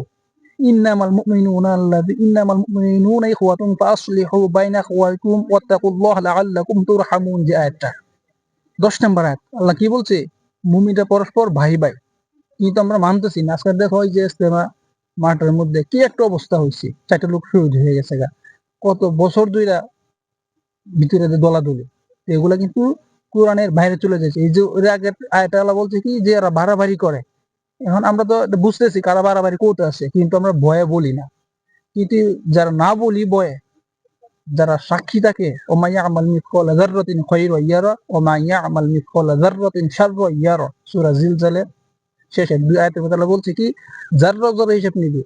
কারণ অনেকজন মানুষের সামনে একজনের মারতেছে, কিন্তু বিভিন্ন ভাবে পক্ষ নিয়ে কথা বলতেছে, যে পক্ষ নিয়ে ওটা, এটা একটু বিশাল বড় একটা জুলুমের শিকার। পক্ষ নেওয়াই যাবে না, পক্ষ নেওয়াই যাবে না, কারণ তোমার তো বিচার করবে আল্লাহ তাআলা। কারণ কোরআন যেভাবে কথা বলে সেভাবে আমরা যাইতে হবে, কে খুশি কে বেজায় আমার দেহের বিষয় না। আমার বিষয় হচ্ছে আল্লাহ তাআলা হুকুম কোন দিকে টানে, এই আয়াত কোন দিকে টানে। হাদিস অ্যাপ্লাই করলে চলবে না। যে বিষয়টা আল্লাহ তাআলা নিজেই ফয়সালা করে দিয়ে রাখছে, আমি হাদিস দেয়া ইজমা কেস দেন কেন এটা ঘোরার পেছায় করবো? ঠিক আছে না, স্পষ্ট আয়াত, কিন্তু আয়াত রাখার পরেও এই বাঘ হয়ে যাচ্ছে। তার মানে কি, এই আয়াতগুলো তারা অ্যাভয়েড করতেছে, আল্লাহ তাআলার আয়াতগুলো। তারপর আরো দেখো আল্লাহ তাআলা কি বলছে সূরা হুজরাতের তোমার যে 11 নম্বর আয়াত, হে মুমিনগণ কোন সম্প্রদায় কেন হে মুমিনগণ কোন সম্প্রদায় যেন অন্য সম্প্রদায় ঠাট্টা বিদ্রুপ না করে, হতে পারে তার বিদ্রুপকারীর চেয়েও উত্তম। আর নারীরা যেন অন্য নারীদের ঠাট্টা বিদ্রুপ না করে, হতে পারে তারা বিদ্রুপকারীর চেয়েও উত্তম। তোমরা একে অন্যের নিন্দা করো না। তোমরা কি করো না, শোনো কথাটা, তোমরা একে অপরের নিন্দা করো না, একে অপরকে মন্দ নামে ডেকো না। কিন্তু আমরা একে মন্দ নামে ডেকো না নিষেধ রাখছি, আমরা এক ফটো একজন কাফের, একজন ইহুদিদের দালাল হুদয় একটা কথা বলে থাকি। এই আয়াতের মধ্যে আল্লাহ নিষেধ রাখছি কি এরকম এভাবে কথা ঠাট্টা বিদ্রুপ না করা।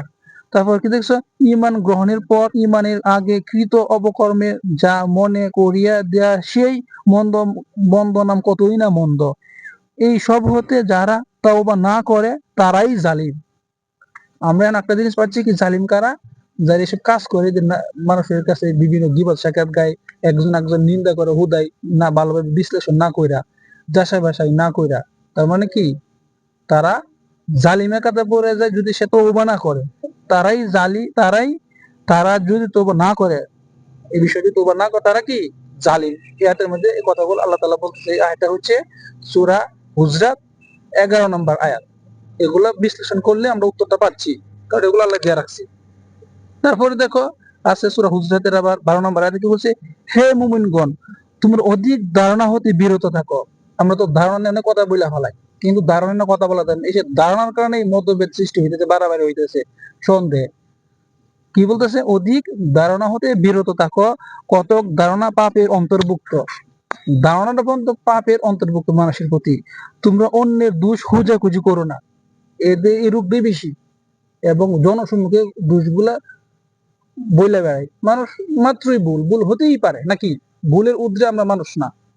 যাই হোক, মৌলানা সাদ সাহেব হোক বা জুবের সাহেব হোক, যত সাবই হোক দুনিয়াতে আছে, কারণ আমরা ভুলের ঊর্ধ্বে না, মানুষ মাত্রই ভুল হইব, কারণ আমরা নবী না, ঠিক আছে না? কিন্তু ভুল হইতে পারে, ভুলগুলো জনসম্মুখে যদি আমরা তুলে ধরি তাহলে কি হয়? ফেতনা সৃষ্টি হয় মানুষের মধ্যে। একটা লোক তার শ্রদ্ধা করতো, ওই লোকটা উল্টা পাল্টা কথা কয়, তখন তো ওই লোকের ভিতরে একটা সন্দেহ সৃষ্টি হয় না? কিন্তু উনি কোন প্রাসঙ্গিক, কোন সাপেক্ষে কিভাবে বলছে বিস্তারিত তো ওর জানে না নাকি? যার কারণে এগুলা ঠিক না। অন্যের দোষ খোঁজাখুঁজি করো না, অন্যের দোষ করো না, একে অন্যের অনুপস্থিতিতে দোষ ত্রুটি বর্ণনা করো না, যেটা আমরা গীবত শেখাত গাই। দোষ ত্রুটি বর্ণনা করো না। তোমাদের কেউ কি তার মৃত ভাইয়ের গোশত খেতে পছন্দ করবে? তোমরা তো সেটাকে ঘৃণাই করে থাকো। আল্লাহকে ভয় করো, আল্লাহ খুব বেশি তাওবাহ কবুলকারী, অতি দয়ালু।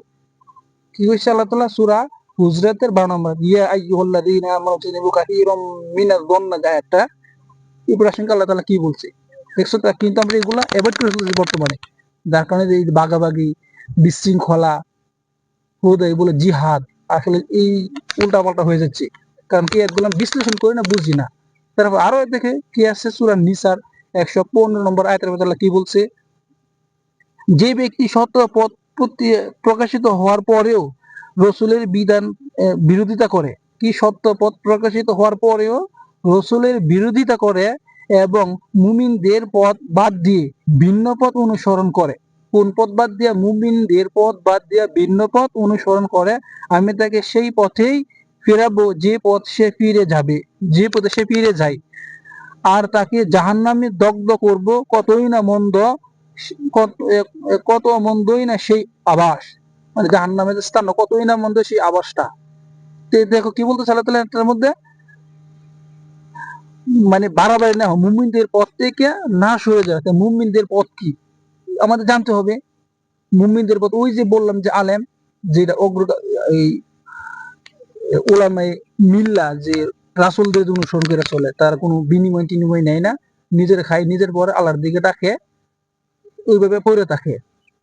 আর যে দুইটা যে বললাম, মধ্যম এবং যেটা তৃতীয় যেটা, ওরা কিন্তু মানুষের গুমরার দিকে চলে নিয়ে যায়, কারণ ওরা তো ইমান দুর্বল, জ্ঞান আছে কিন্তু যাই না, সে বলতে পারতেছে না।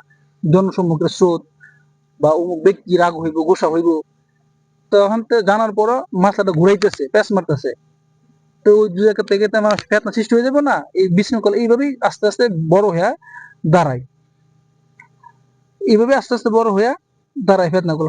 আরেকটা আয়াত দেখো, সূরা নিসা তোমার 171 নম্বর আয়াত, এই প্রাসঙ্গিক আয়াত যে প্রশ্নটা তুমি করলা, ও হে কিতাবধারীগণ, তোমরা তোমাদের দ্বীনের ব্যাপারে বাড়াবাড়ি করো না। এই যে বাড়াবাড়ির বিষয়টা, তোমরা তোমার দ্বীনের ব্যাপারে বাড়াবাড়ি করো না, আর আল্লাহর সম্বন্ধে শত ছাড়া কিছু বলো না, শত ছাড়া কিছু বলো না। এই যে আয়াতের মধ্যে আল্লাহ এই বিষয়ে কথাটা বলছে, সূরা নিসার 71 নম্বর আয়াত, দ্বীন নিয়ে বাড়াবাড়ি করা যাবে না। তারপর একটা আয়াত সূরা সূরা, আয়াত নাম্বার হচ্ছে কত? 13 নম্বর আয়াত, সূরা আশ-শূরা, জিডর মানে কি পরামর্শ করা। এই সূরার আপনার 13 নম্বর আয়াত আল্লাহ তাআলা কি বলছে? তিনি তোমাদের জন্য দ্বীনের সেই বিধি ব্যবস্থা দিয়েছে যা হুকুম তিনি দিয়েছেন নূহকে। যে দ্বীনের যে বিধানগুলো, এই আসলে নিয়মটা একবার আদম আলাইহিস সালাম থেকে আমাদের নবী পর্যন্ত একই ধারাবাহিকতা, দ্বীনি প্রচার, দ্বীনি কাজ করছি। কিন্তু আমরা এখন বিভিন্ন লাইন বানায় ফেলাইছি, এই যে মতভেদ সৃষ্টি কইরা, উল্টাপাল্টা কইরা। ওই যে 3 শ্রেণী আলেম বললাম না, ওই জায়গা থেকেই প্যাঁচ বাজা আস্তে আস্তে আজকে এই সমস্যা এরকম বিশৃঙ্খলা হয়ে গেছে গা।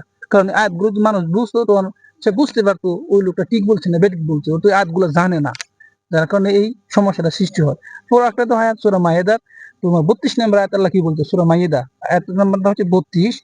এই কারণে আমি বনী ইসরাইলের জন্য বিধান দিয়েছিলাম যে, যে ব্যক্তি মানুষ হত্যা কিংবা জমিনে সন্ত্রাস সৃষ্টির কারণ ব্যতীত কাউকে হত্যা করবে, সে যেন তামাম মানুষকেই হত্যা করলো, আর যে মানুষের প্রাণ বাঁচালো সে যেন তামাম মানুষকে বাঁচালো। তাদের কাছে আমার রসূলগণ সুস্পষ্ট প্রমাণ নিয়ে এসেছিল, এরপরেও তারা অধিকাংশই পৃথিবীতে বাড়াবাড়ি করেছিল। দেখছো? নবীরা যে বলে এরপরে তারা বাড়াবাড়ি করছিল, তো এই বাড়াবাড়ির যে রূপ আগে থেকেই ছিল।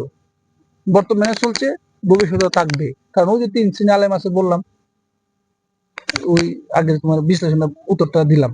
তো এইভাবেই আস্তে আস্তে এই যে ফিতনা বিশৃঙ্খলা সৃষ্টি হয়। তারপরে তো আরেকটা আয়াত আছে ৭৭ নম্বর আয়াত সূরা মাইদা, বলো হে কিতাবধারীগণ, তোমরা তোমাদের দিন সম্বন্ধে অন্যায় ভাবে বাড়াবাড়ি করো না, আর সেই সম্প্রদায়ের খেয়াল খুশি অনুসরণ করো না যারা ইতিপূর্বে পথভ্রষ্ট হয়ে গেছে। অনেককে পথভ্রষ্ট হয়েছে আর সেই সোজা পথ থেকে বিচ্যুত হয়ে গেছে। শুধু কিসের জন্য? বাড়াবাড়ি করার কারণ। এটা কি কুল ইয়া আহলাল কিতাব লা তাগলু ফি দীনাকুম, যা এটা গায়রুল হাকি ওয়ালা তাত্তাবিউ আহওয়াহু কওমিন কদ দালু মিন ক্বাবলু ওয়াসলু কাসীরান ওয়া দাল্লু আন সাওয়াইস সাবিল। পাটপাট করতে শব্দগুলো একটু মিলাতে কষ্ট হচ্ছে, যাই হোক। তো এই যে আল্লাহ তাআলা এর মধ্যে কি বলছে, বাড়াবাড়ি করা বিষয়টা ক্লিয়ার করে দিয়েছে আল্লাহ তাআলা, এগুলো করা যাবে না। কতগুলো আয়াত আল্লাহ তাআলা দেয়া রাখছে। তারপর হচ্ছে আরেকটা আয়াত সূরা ইউনূস আয়াত নাম্বার হচ্ছে 13। ও আয়াতে আল্লাহ তাআলা কি বলছে, দেখো তোমরা পূর্বকার বহু জনগোষ্ঠী আমি ধ্বংস করে দিয়েছি যখন তারা বাড়াবাড়িতে লিপ্ত হয়েছিল। আল্লাহ তাআলা কি করে দিয়েছে? ধ্বংস করে দিয়েছে। তারা দিন নিয়ে বাড়াবাড়ি করতে লিপ্ত হয়েছিল। তাদের কাছে রাসূলগণ সুস্পষ্ট নিদর্শন সমূহ নিয়ে এসেছিল, কিন্তু তারা আদৌ ঈমান আনেনি। এইভাবে আমি অপরাধীদেরকে পাপের প্রতিদান দিয়ে থাকি। এবার দেখো আল্লাহ তাআলা কিভাবে এগুলো নিষেধ দিয়ে রাখছে বাড়াবাড়ি করাটা। কিন্তু আমরা এই যে এতগুলো আয়াত, তারপর আমরা এই আয়াতগুলা অ্যাভয়েড করে চলতেছি। এই প্রাসঙ্গিক আয়াত যদি আমরা খুঁজি, কোরআনের মধ্যে আর বহুত আয়াত আছে। এইগুলো বলতে গেলে আরো অনেক সময় দরকার, বিশ্লেষণ অনেকগুলো আয়াত আছে। এর মধ্যে কিছু আয়াত বলছি, আরো আয়াত আছে। তার মানে কি দুনিয়া বাড়াবাড়ি করা যাবেই না, কোনভাবেই যাবে না। এখন যারা এগুলো করে, বাড়াবাড়ি করে, ফাসাদ সৃষ্টি করে, বিশৃঙ্খলা করে, বেশি বুঝে, অধিক ধারণা করে, এগুলো কিন্তু ঠিক না। কারণ আল্লাহর কাছে জবাব দিতে হবে, আল্লাহ তাদেরকে ছাড়বে না। তো আমাদেরকে এই দিতে খুব সাবধানে থাকা। জি, ধন্যবাদ ভাই, অনেক সুন্দর করে প্রশ্নটা উত্তরটা দিয়েছেন। তো আপনি এতগুলো কোরআনের রেফারেন্স দিলেন যে কি করলে কি হয়, কোন আয়াতে কি আছে। এখন আলেমরা এত কিছু জানার পরও তারা কেন বাড়াবাড়িটা করে? আসলে তারা কি আসলে এগুলো কি জানে না? বা তারা তো অবশ্যই জানার কথা, তারপরও কেন বাড়াবাড়িটা করে আসলে? সুন্দর একটা প্রশ্ন। আসলে প্রশ্নের ভিতরে প্রশ্ন বের হয়। এইটা যদি প্রশ্নটা জিজ্ঞাসা করে, এখন কোরআনে প্রশ্ন করলে কোরআনই কথা বলে, দেখেন কি কয়। কোরআন কিন্তু কথা বলে। আমি সবসময় একটা মানে একটা স্লোগান হয়ে যাচ্ছে আমার, কোরআন কথা বলে। এটার উত্তরটা কোরআনে দিয়ে রাখছে কেন মানুষের বাড়াবাড়ি করে। এই উত্তরটা হচ্ছে আপনি পাবেন সূরা বাকারার 213 নম্বর আয়াত। সূরা বাকারার 213 নম্বর আয়াতটা যদি আপনি ভালোভাবে বিশ্লেষণ করেন, তখন এই উত্তরটা পাবেন। দেখেন আল্লাহ তাআলা কি বলছে এই আয়াতের মধ্যে, কানান নাস উম্মাতান ওয়াহিদা ফাবাআতাল্লাহুন নাবিয়্যিনা মুবাশশিরিনা ওয়া মুনযিরিন ওয়া আনজালা মা'আহুমুল কিতাবা বিল হাক্কি লিয়াহকুমা বাইনান নাস ফীমা ইখতালাফু ফীহি ওয়া মা ইখতালাফা ফীহি ইল্লাল্লাযীনা উতুহু মিন বা'দি মা জাআতুহুমুল বায়িনাতু বাগয়ান বাইনাহুম فهدى الله الذين آمنوا لما اختلفوا فيه من الحق بإذنه والله يهدي من يشاء إلى صراط مستقيم। এই আয়াতটা আল্লাহ তাআলা কি সুন্দরভাবে উত্তরটা দিয়ে রাখছে। দেন বলতেছে কি, মানুষ একই দলভুক্ত ছিল। কি ছিল? মানুষ একই দলভুক্ত ছিল। তারপর আল্লাহ তাদের নিকট নবীগণকে প্রেরণ করেন সুসংবাদদাতা ও সতর্কতাকারী রূপে, এবং তাদের মাধ্যমে কিতাব নাজিল করেন সত্যভাবে। তাদের মাধ্যমে কিতাব নাজিল করেন সত্যভাবে মানুষের মধ্যে মীমাংসা করার জন্য। কেন? মানুষের মধ্যে মীমাংসা করার জন্য। কোরআনটাই মূলত মানুষের সত্য মিথ্যার পার্থক্যকারী, যেটা বলা হয় ফুরকান, সত্য মিথ্যার পার্থক্যকারী। যে বিষয়ে তারা কি বলছে আল্লাহ তাআলা, মীমাংসা করার জন্য যে বিষয়ে তারা মত পার্থক্য করেছিল, যে বিষয়ে তারা মত পার্থক্য করেছিল, এতদ সত্ত্বেও যাদেরকে কিতাব দেওয়া হয়েছিল তাদের নিকট সুস্পষ্ট প্রমাণাদি আসার পর পারস্পরিক জিদের কারণে, এই যে দেখো তুমি যে প্রশ্নটা করছো, উত্তরটা কই, পারস্পরিক জিদের কারণেই তারা মতভেদ সৃষ্টি করে। অতঃপর আল্লাহ বিশ্বগণকে সেই সত্য পথ নিজের করুণায় দেখিয়ে দিলেন যে সম্বন্ধে তারা মতভেদ করছিল। আল্লাহ যাকে ইচ্ছে সোজা পথ প্রদর্শন করেন। এই যে আয়াতটাতে আমরা কি বুঝতেছি, আল্লাহ তাআলা যে বলতেছে কি যারা জিদের কারণে, এখন তো আমরা একজনকে সহ্য করতে পারি না, এই যে হিংসা, জিদটা কেন তৈরি হয়? হিংসা দিকে জিদটা তৈরি হয়, এই যার কারণে তোমার যে মতভেদটা সৃষ্টি হয়। তুমি যে প্রশ্ন করলে কেন মানুষ বাড়াবাড়ি করে আয়াত পড়ে, আয়াত আসলে আমি জানি না মানুষ জানে কিনা, আমার যতটুকু বিশ্বাস যাদের ভিতরে ঈমান আছে হয়তো তার এই আয়াতগুলো জানে না, আর জানলেও ওই তারা গোপন করতেছে কথাগুলা। এখন তারা কেন গোপন করে এটা আল্লাহ মালুম, আল্লাহ ভালো জানে, কিন্তু তারা জিদের কারণে, কিন্তু আমাদের দেখতেছি এইটাই হচ্ছে, কেউ ছাড় দিতে রাজি না।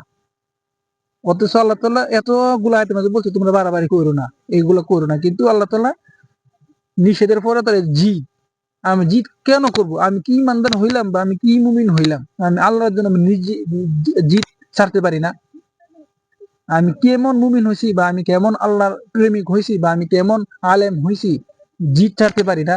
একজন একটু ভুল করতেই পারে, নর্মাল বিষয়, ইট ইজ ডাজন্ট ম্যাটার, ভুল হয় মানুষের নাকি? কিন্তু এটা নিয়ে এত বাড়াবাড়ি করাটা অজ্ঞতা ছাড়া কিছু না, কারণ এই আল্লাহ তাআলার হুকুমের বাইরে চলে যাচ্ছে। সূরা হুজরাত 1 নম্বর আয়াতে বলতেছে কি, হে ঈমানদারগণ তোমরা কোন বিষয়ে আল্লাহ এবং আল্লাহ রাসূলের আগে বাইরো না। এত জ্ঞানী গুণ হওয়ার দরকার নাই তোমার, আল্লাহ তাআলা যে জ্ঞান কোরআন দিয়ে লাগছে যতটুকু দেখে এতটুকু হইলে হলে, যুক্তি তর্ক দেওয়ার কোনো দরকার নাই। ঠিক আছে না? তো এই উত্তরটা কি আছে সূরা বাকারার 213 নম্বর আয়াতের উত্তরটা সুন্দরভাবে আল্লাহ তাআলা দিয়েছে, জিদের কারণে বাড়াবাড়ি করে। তাদেরকে জিদ করা ঠিক না, জিদ করাটা খুব বিপজ্জনক। তাহলে ভাই আমার আরেকটা প্রশ্ন ছিল, আহ বিভিন্ন আলেমরা আল্লাহর দিন প্রচারে আহ, বিনিময় নেয়, যেমন ওয়াজ মাহফিলে আসলে 20,000 40,000 টাকা তাদেরকে দিতে হয়। আবার আছে মসজিদের ইমাম, তাদেরকেও টাকা দিতে হয়, বা মাদ্রাসার শিক্ষক। সেক্ষেত্রে আমরা দেখি আর কি বিনিময় হচ্ছে, টাকা বিনিময় নিচ্ছে তারা। এ সম্পর্কে আল্লাহ তাআলা কোরআনে কি বলছে? সুন্দর একটা প্রশ্ন। আসলে বিনিময় নেওয়ার ক্ষেত্রে কোরআন কি বলে, আসলে কোরআনে কথা বলে বিনিময় নেওয়াটা, দেখেন আল্লাহ তাআলা কোরআনে কি কি বলছে। যেমন দেখো সূরা বাকারার 41 নম্বর আয়াত আল্লাহ তাআলা কি বলছে, ও আমিনু বিমা আনজালতু মুসাদ্দিকাল লিমা মাআকুম ওয়া লা তাকুনু আউওয়ালা কাফিরিন বিহি ওয়া লা তাশতারু বিআয়াতি থামানান কলিলা ওয়া ইয়া ফাত্তাকুন। যে আয়াতের মধ্যে আল্লাহ তাআলা বলছে কি, আর তোমরা ঈমান আনো সেই কিতাবের প্রতি যা তোমাদের নিকট আছে, আর প্রত্যয়নকারী এবং তোমরাই তার কি আল্লাহ তাআলা বলছে কি, যা তোমাদের নিকট আছে তার প্রত্যয়নকারী এবং তোমরাই তার প্রথম প্রত্যাখ্যানকারী হইও না, এবং আমার আয়াতের বিনিময়ে সামান্য মূল্য গ্রহণ করো না। কি, আমার আয়াতের বিনিময়ে সামান্য মূল্য গ্রহণ করো না, তোমরা কেবল আমাকেই ভয় করো। আল্লাহ কি বলতেছে, তোমরা কি আমাকেই ভয় করো, আমাদের আয়াতের বিনিময়ে সামান্য মূল্য গ্রহণ করো না। এই আয়াতের মধ্যে আমরা এটা যদি বিশ্লেষণ করি, আল্লাহ তাআলা কি বলতেছে, বিনিময় নেওয়া যাবে না, সামান্য মূল্য তোমরা নিও না, এই বিনিময় আল্লাহ দিবে, কাজটা তো আল্লাহ, এটা কোন ব্যক্তির কাজ না, কোন সমাজের কাজ না, কোন সংগঠনের কাজ না, এই সম্পূর্ণ কাজটা হচ্ছে আল্লাহ, দিন প্রচারের কাজ। তো এর বিনিময়টা কে দিবে? আল্লাহ দিবে। আল্লাহ তাআলা এতে নিষেধ দিয়ে রাখছে। এবার তোমার আরেকটা আয়াত দেখো, সূরা বাকারারই 44 নম্বর আয়াত, আতা'মুরুনান নাসা বিল বিররি ওয়া তানসাউনা আনফুসাকুম ওয়া আনতুম তাতলুনাল কিতাব আফালা তা'কিলুন। দেখো এই আয়াতে আল্লাহ তাআলা কি বলছে, তোমরা কি মানুষকে সৎকর্মের নির্দেশ দিবে এবং নিজের কথা ভুলে যাবে, অথচ তোমরা কিভাবে পাঠ করো, অথচ তোমরা কিতাব পাঠ করো, তবে কি তোমরা বুঝো না?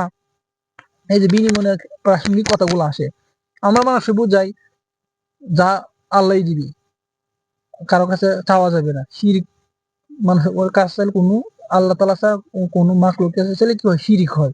কিন্তু তো আমরা যদি আল্লাহ তাআলার কথা বলতেছি বা আমরা যদি টাকা নিচ্ছি, জিনিসটা উল্টা হয়ে গেল না? এই আল্লাহ এই কথাটি বলতেছে, তোমরা নিজেই মানুষকে হেদায়েতের দিকে দেখো, আবার তোমরা নিজেই এই উল্টা কাজ করতেছো। তোমরা কি কিতাব পড়ে, তোমরা কিতাবে কিছুই বুঝো না?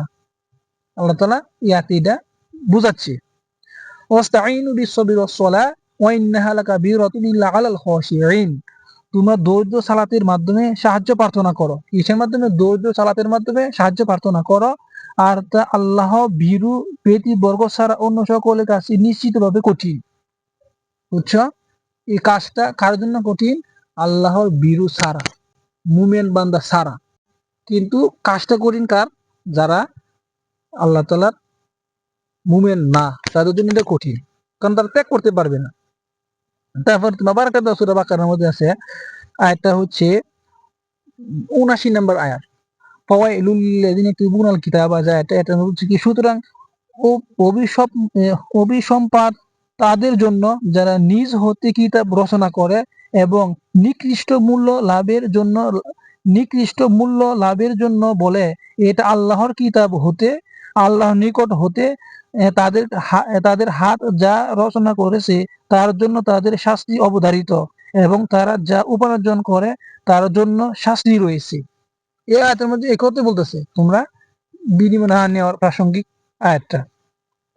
তারপর যদি তুমি যাও, তারপর আরো আছে সূরা বাকারা ৯০ নম্বর আয়াতের মধ্যে আল্লাহ এই কথাটি বলছে, তাই কতই না নিকৃষ্ট যার বিনিময়ে তার নিজেদের আত্মাকে বিক্রি করেছে। কি বলছে? বিনিময়ে তার নিজের আত্মাটা কি করছে? বিক্রি করে দিছে। তা কতই না নিকৃষ্ট যারা বিনিময়ে তারা নিজেদের আত্মাকে বিক্রি করেছে। বিইসা মাশতারাউ বিহি, মানে আয়াতের মধ্যে কথাটা আছে।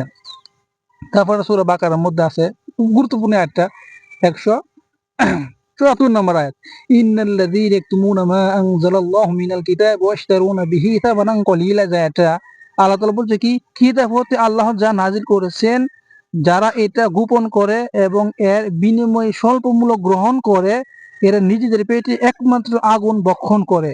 ওদের সাথে আল্লাহর কিয়ামতের দিন কথা বলবেন না এবং ওদেরকে পবিত্র করবেন না এবং ওদের জন্য আছে যন্ত্রণাদায়ক শাস্তি। কি কঠিন কথা আল্লাহ বলছে, দেখছো? খুব ভয়ঙ্কর কথা।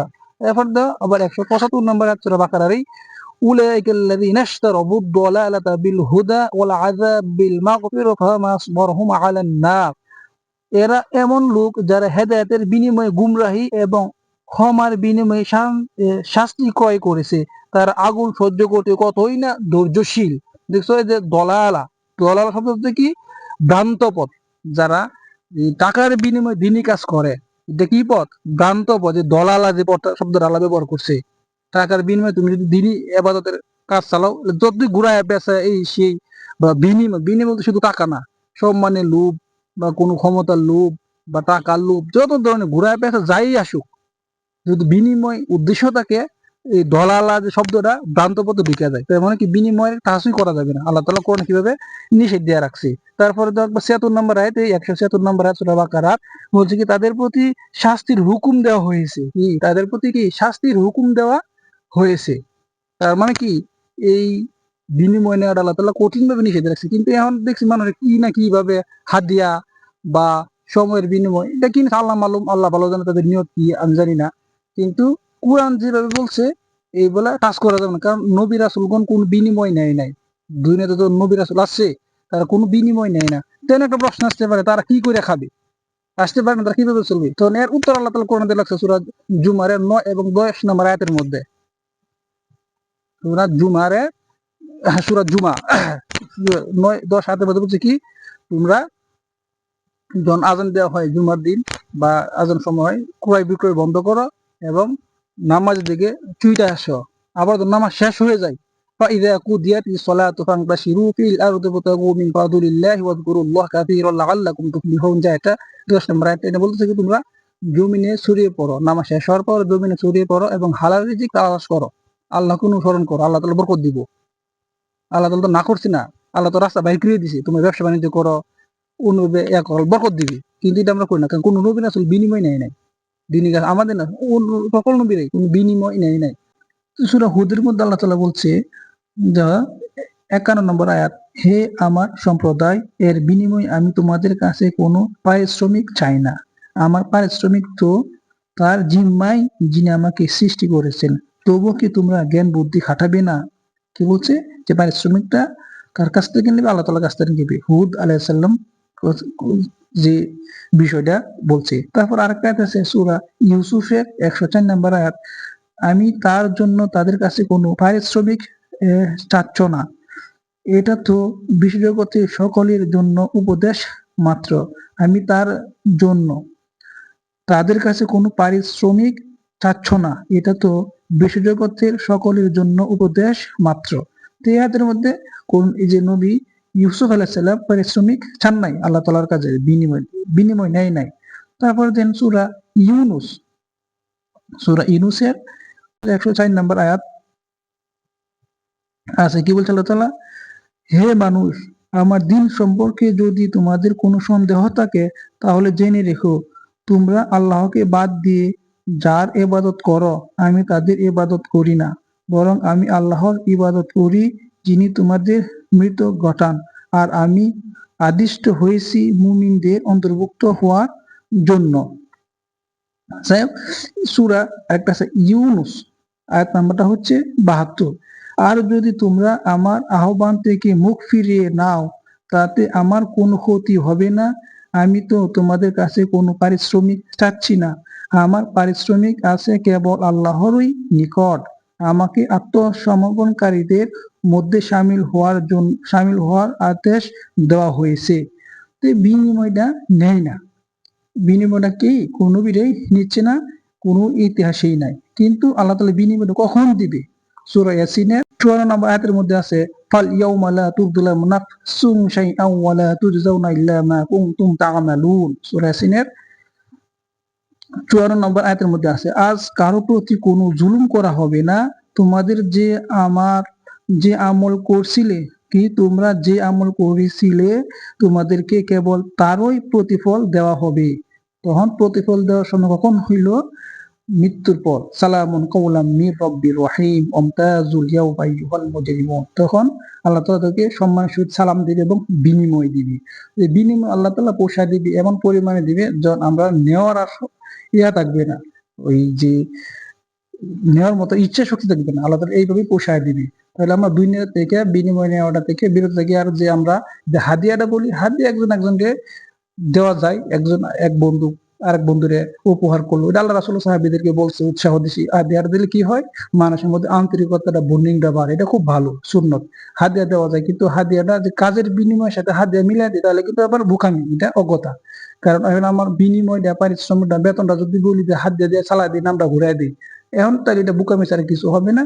আল্লাহ মালুম, আল্লাহ জানে, যদি নিয়তের মতো উল্টাপাল্টা হয় তাহলে এটার জন্য পরকালে ধরা খাইতে হবে, আল্লাহর কাছে ধরা খাইতে হবে। তার সাথে ভালো আউট অফ বাউন্ড এই যে হাদিয়া বা বিনিময়, বিশেষ করে ইবাদতের ক্ষেত্রে। আর অন্যভাবে আমরা একজনের বন্ধু বান্ধব, ভাই বোন, আত্মীয় স্বজন, যারা যেন হাদিয়া দিতে পারি, এটা খুব ভালো, হাদিয়া দেওয়ার সুযোগ। কিন্তু বিনিময়ের মানে অ্যাডজাস্ট করা যাবে না। যদি অ্যাডজাস্ট করাই তাহলে কিন্তু এটা পরকাল বিশাল ধরা।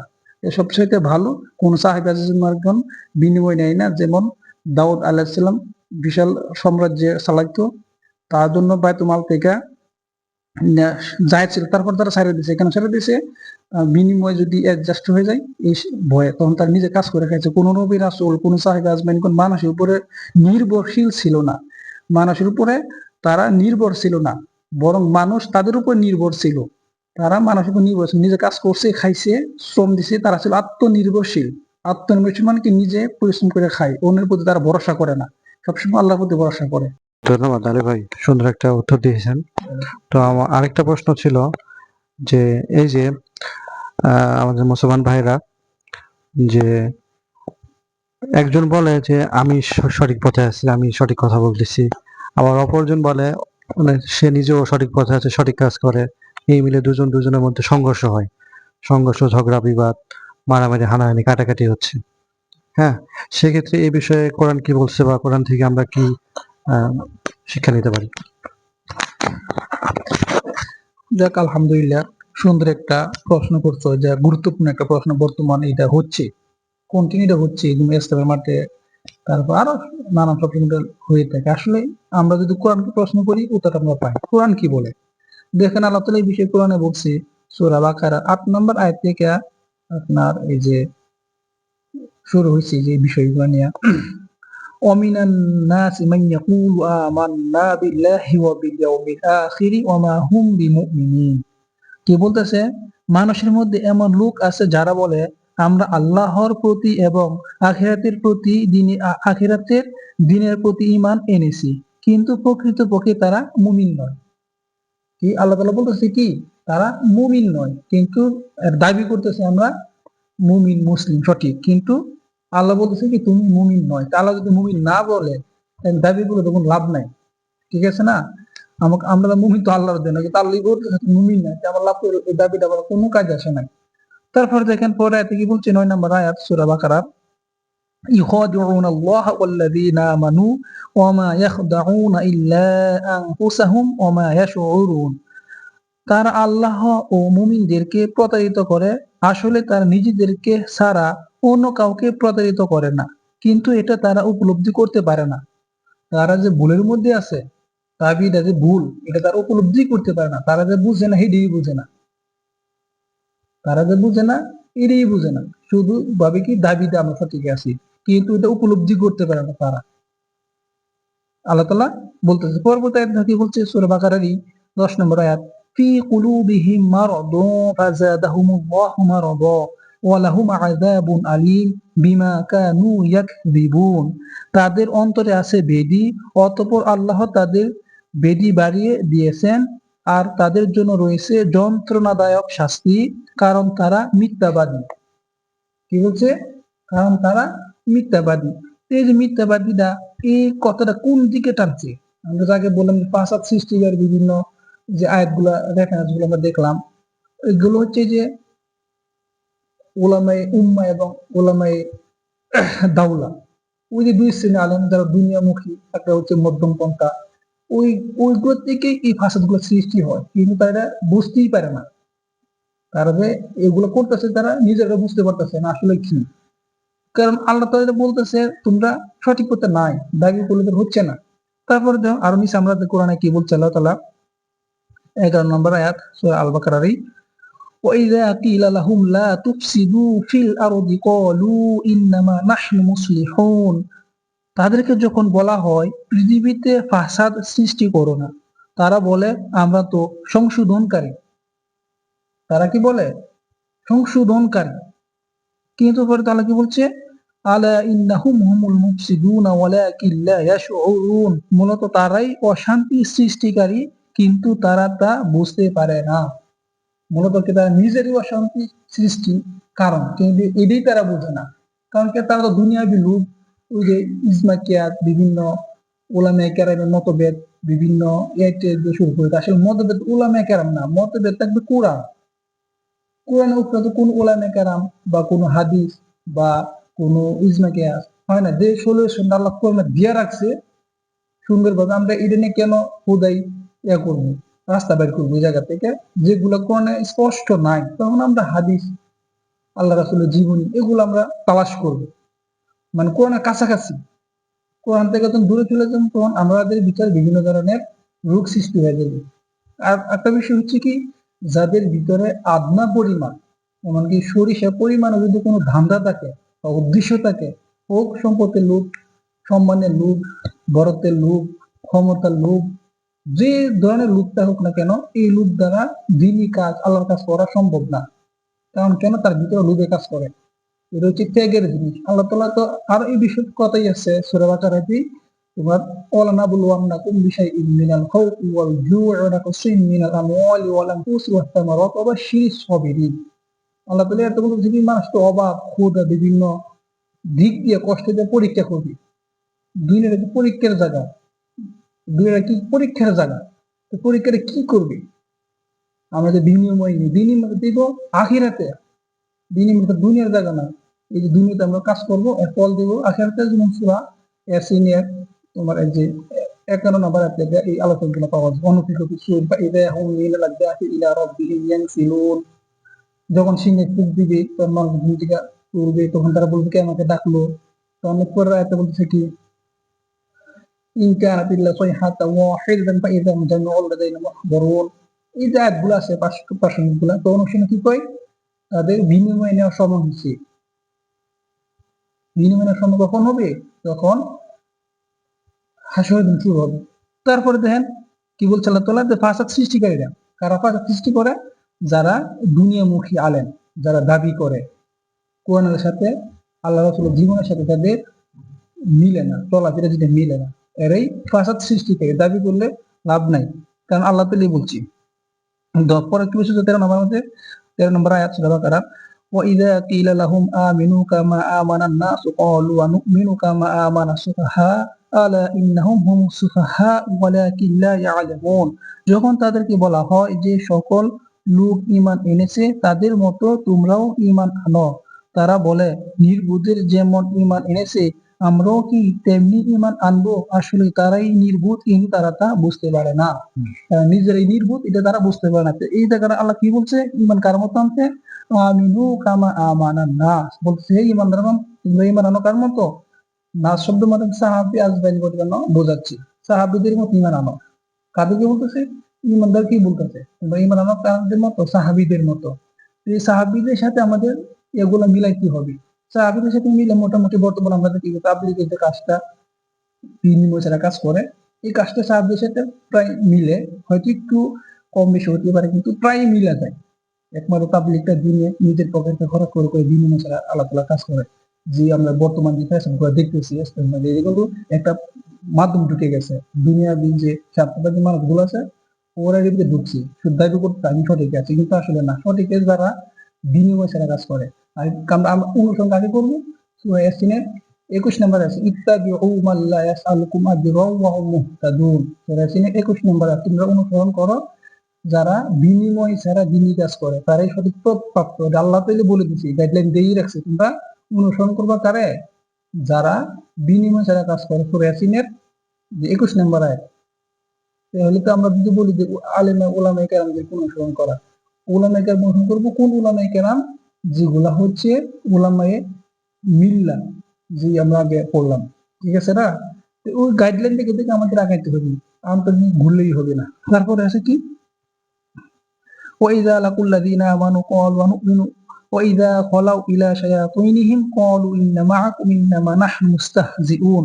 যখন তারা মুমিনদের সংস্পর্শে আসে তখন বলে আমরা ঈমান এনেছি, আর যখন তারা নিভৃতে তাদের শয়তানের সর্দারদের সঙ্গে মিলিত হয় তখন বলে আমরা তোমাদের সাথেই আছি, আমরা শুধু তাদের সঙ্গে ঠাট্টা তামাশা করি মাত্র। আল্লাহু ইয়াস্তাহজিউ বিহিম ওয়া ইয়ামুদ্দুহুম ফি তুগয়ানিহিম ইয়ামাহুন। আল্লাহ তাদের সঙ্গে জবাবে উপহাস করেন এবং তাদের অবাধ্যতায়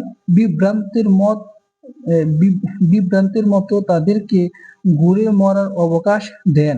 এই যে এই আয়াতগুলা মূলত বোঝাচ্ছে কি, আমরা ওই যে ঠাট্টা বিদ্রুপ করা বা অপহাস করা, যে ধোঁকা দেওয়ার চেষ্টা করতেছে মূলত তারা নিজেই ধোঁকার মধ্যে আছে, কিন্তু এটা তারা উপলব্ধি করতে পারে না। এই আয়াতগুলা যদি আমরা বিশ্লেষণ করি আমরা বুঝতে পারি আসলে যে ফাসাদ সৃষ্টিকারীরা যারা দাবি করে আগে তোমার আল্লাহ রাসূলের পথে চলতে হবে, নবীদের যে বিধান এবং নবীদের যে সূত্র, যে নকশা, যেভাবে সাহাবে আজমাইনগণ, আল্লাহ রাসূল এবং সকল রাসূল যেভাবে দিন চলছে, যেভাবে চালাইছে এইভাবে চলতে হবে। এই জায়গার মধ্যে আটপিস করার কিছু নাই, কাটছাট করার কিছু নাই।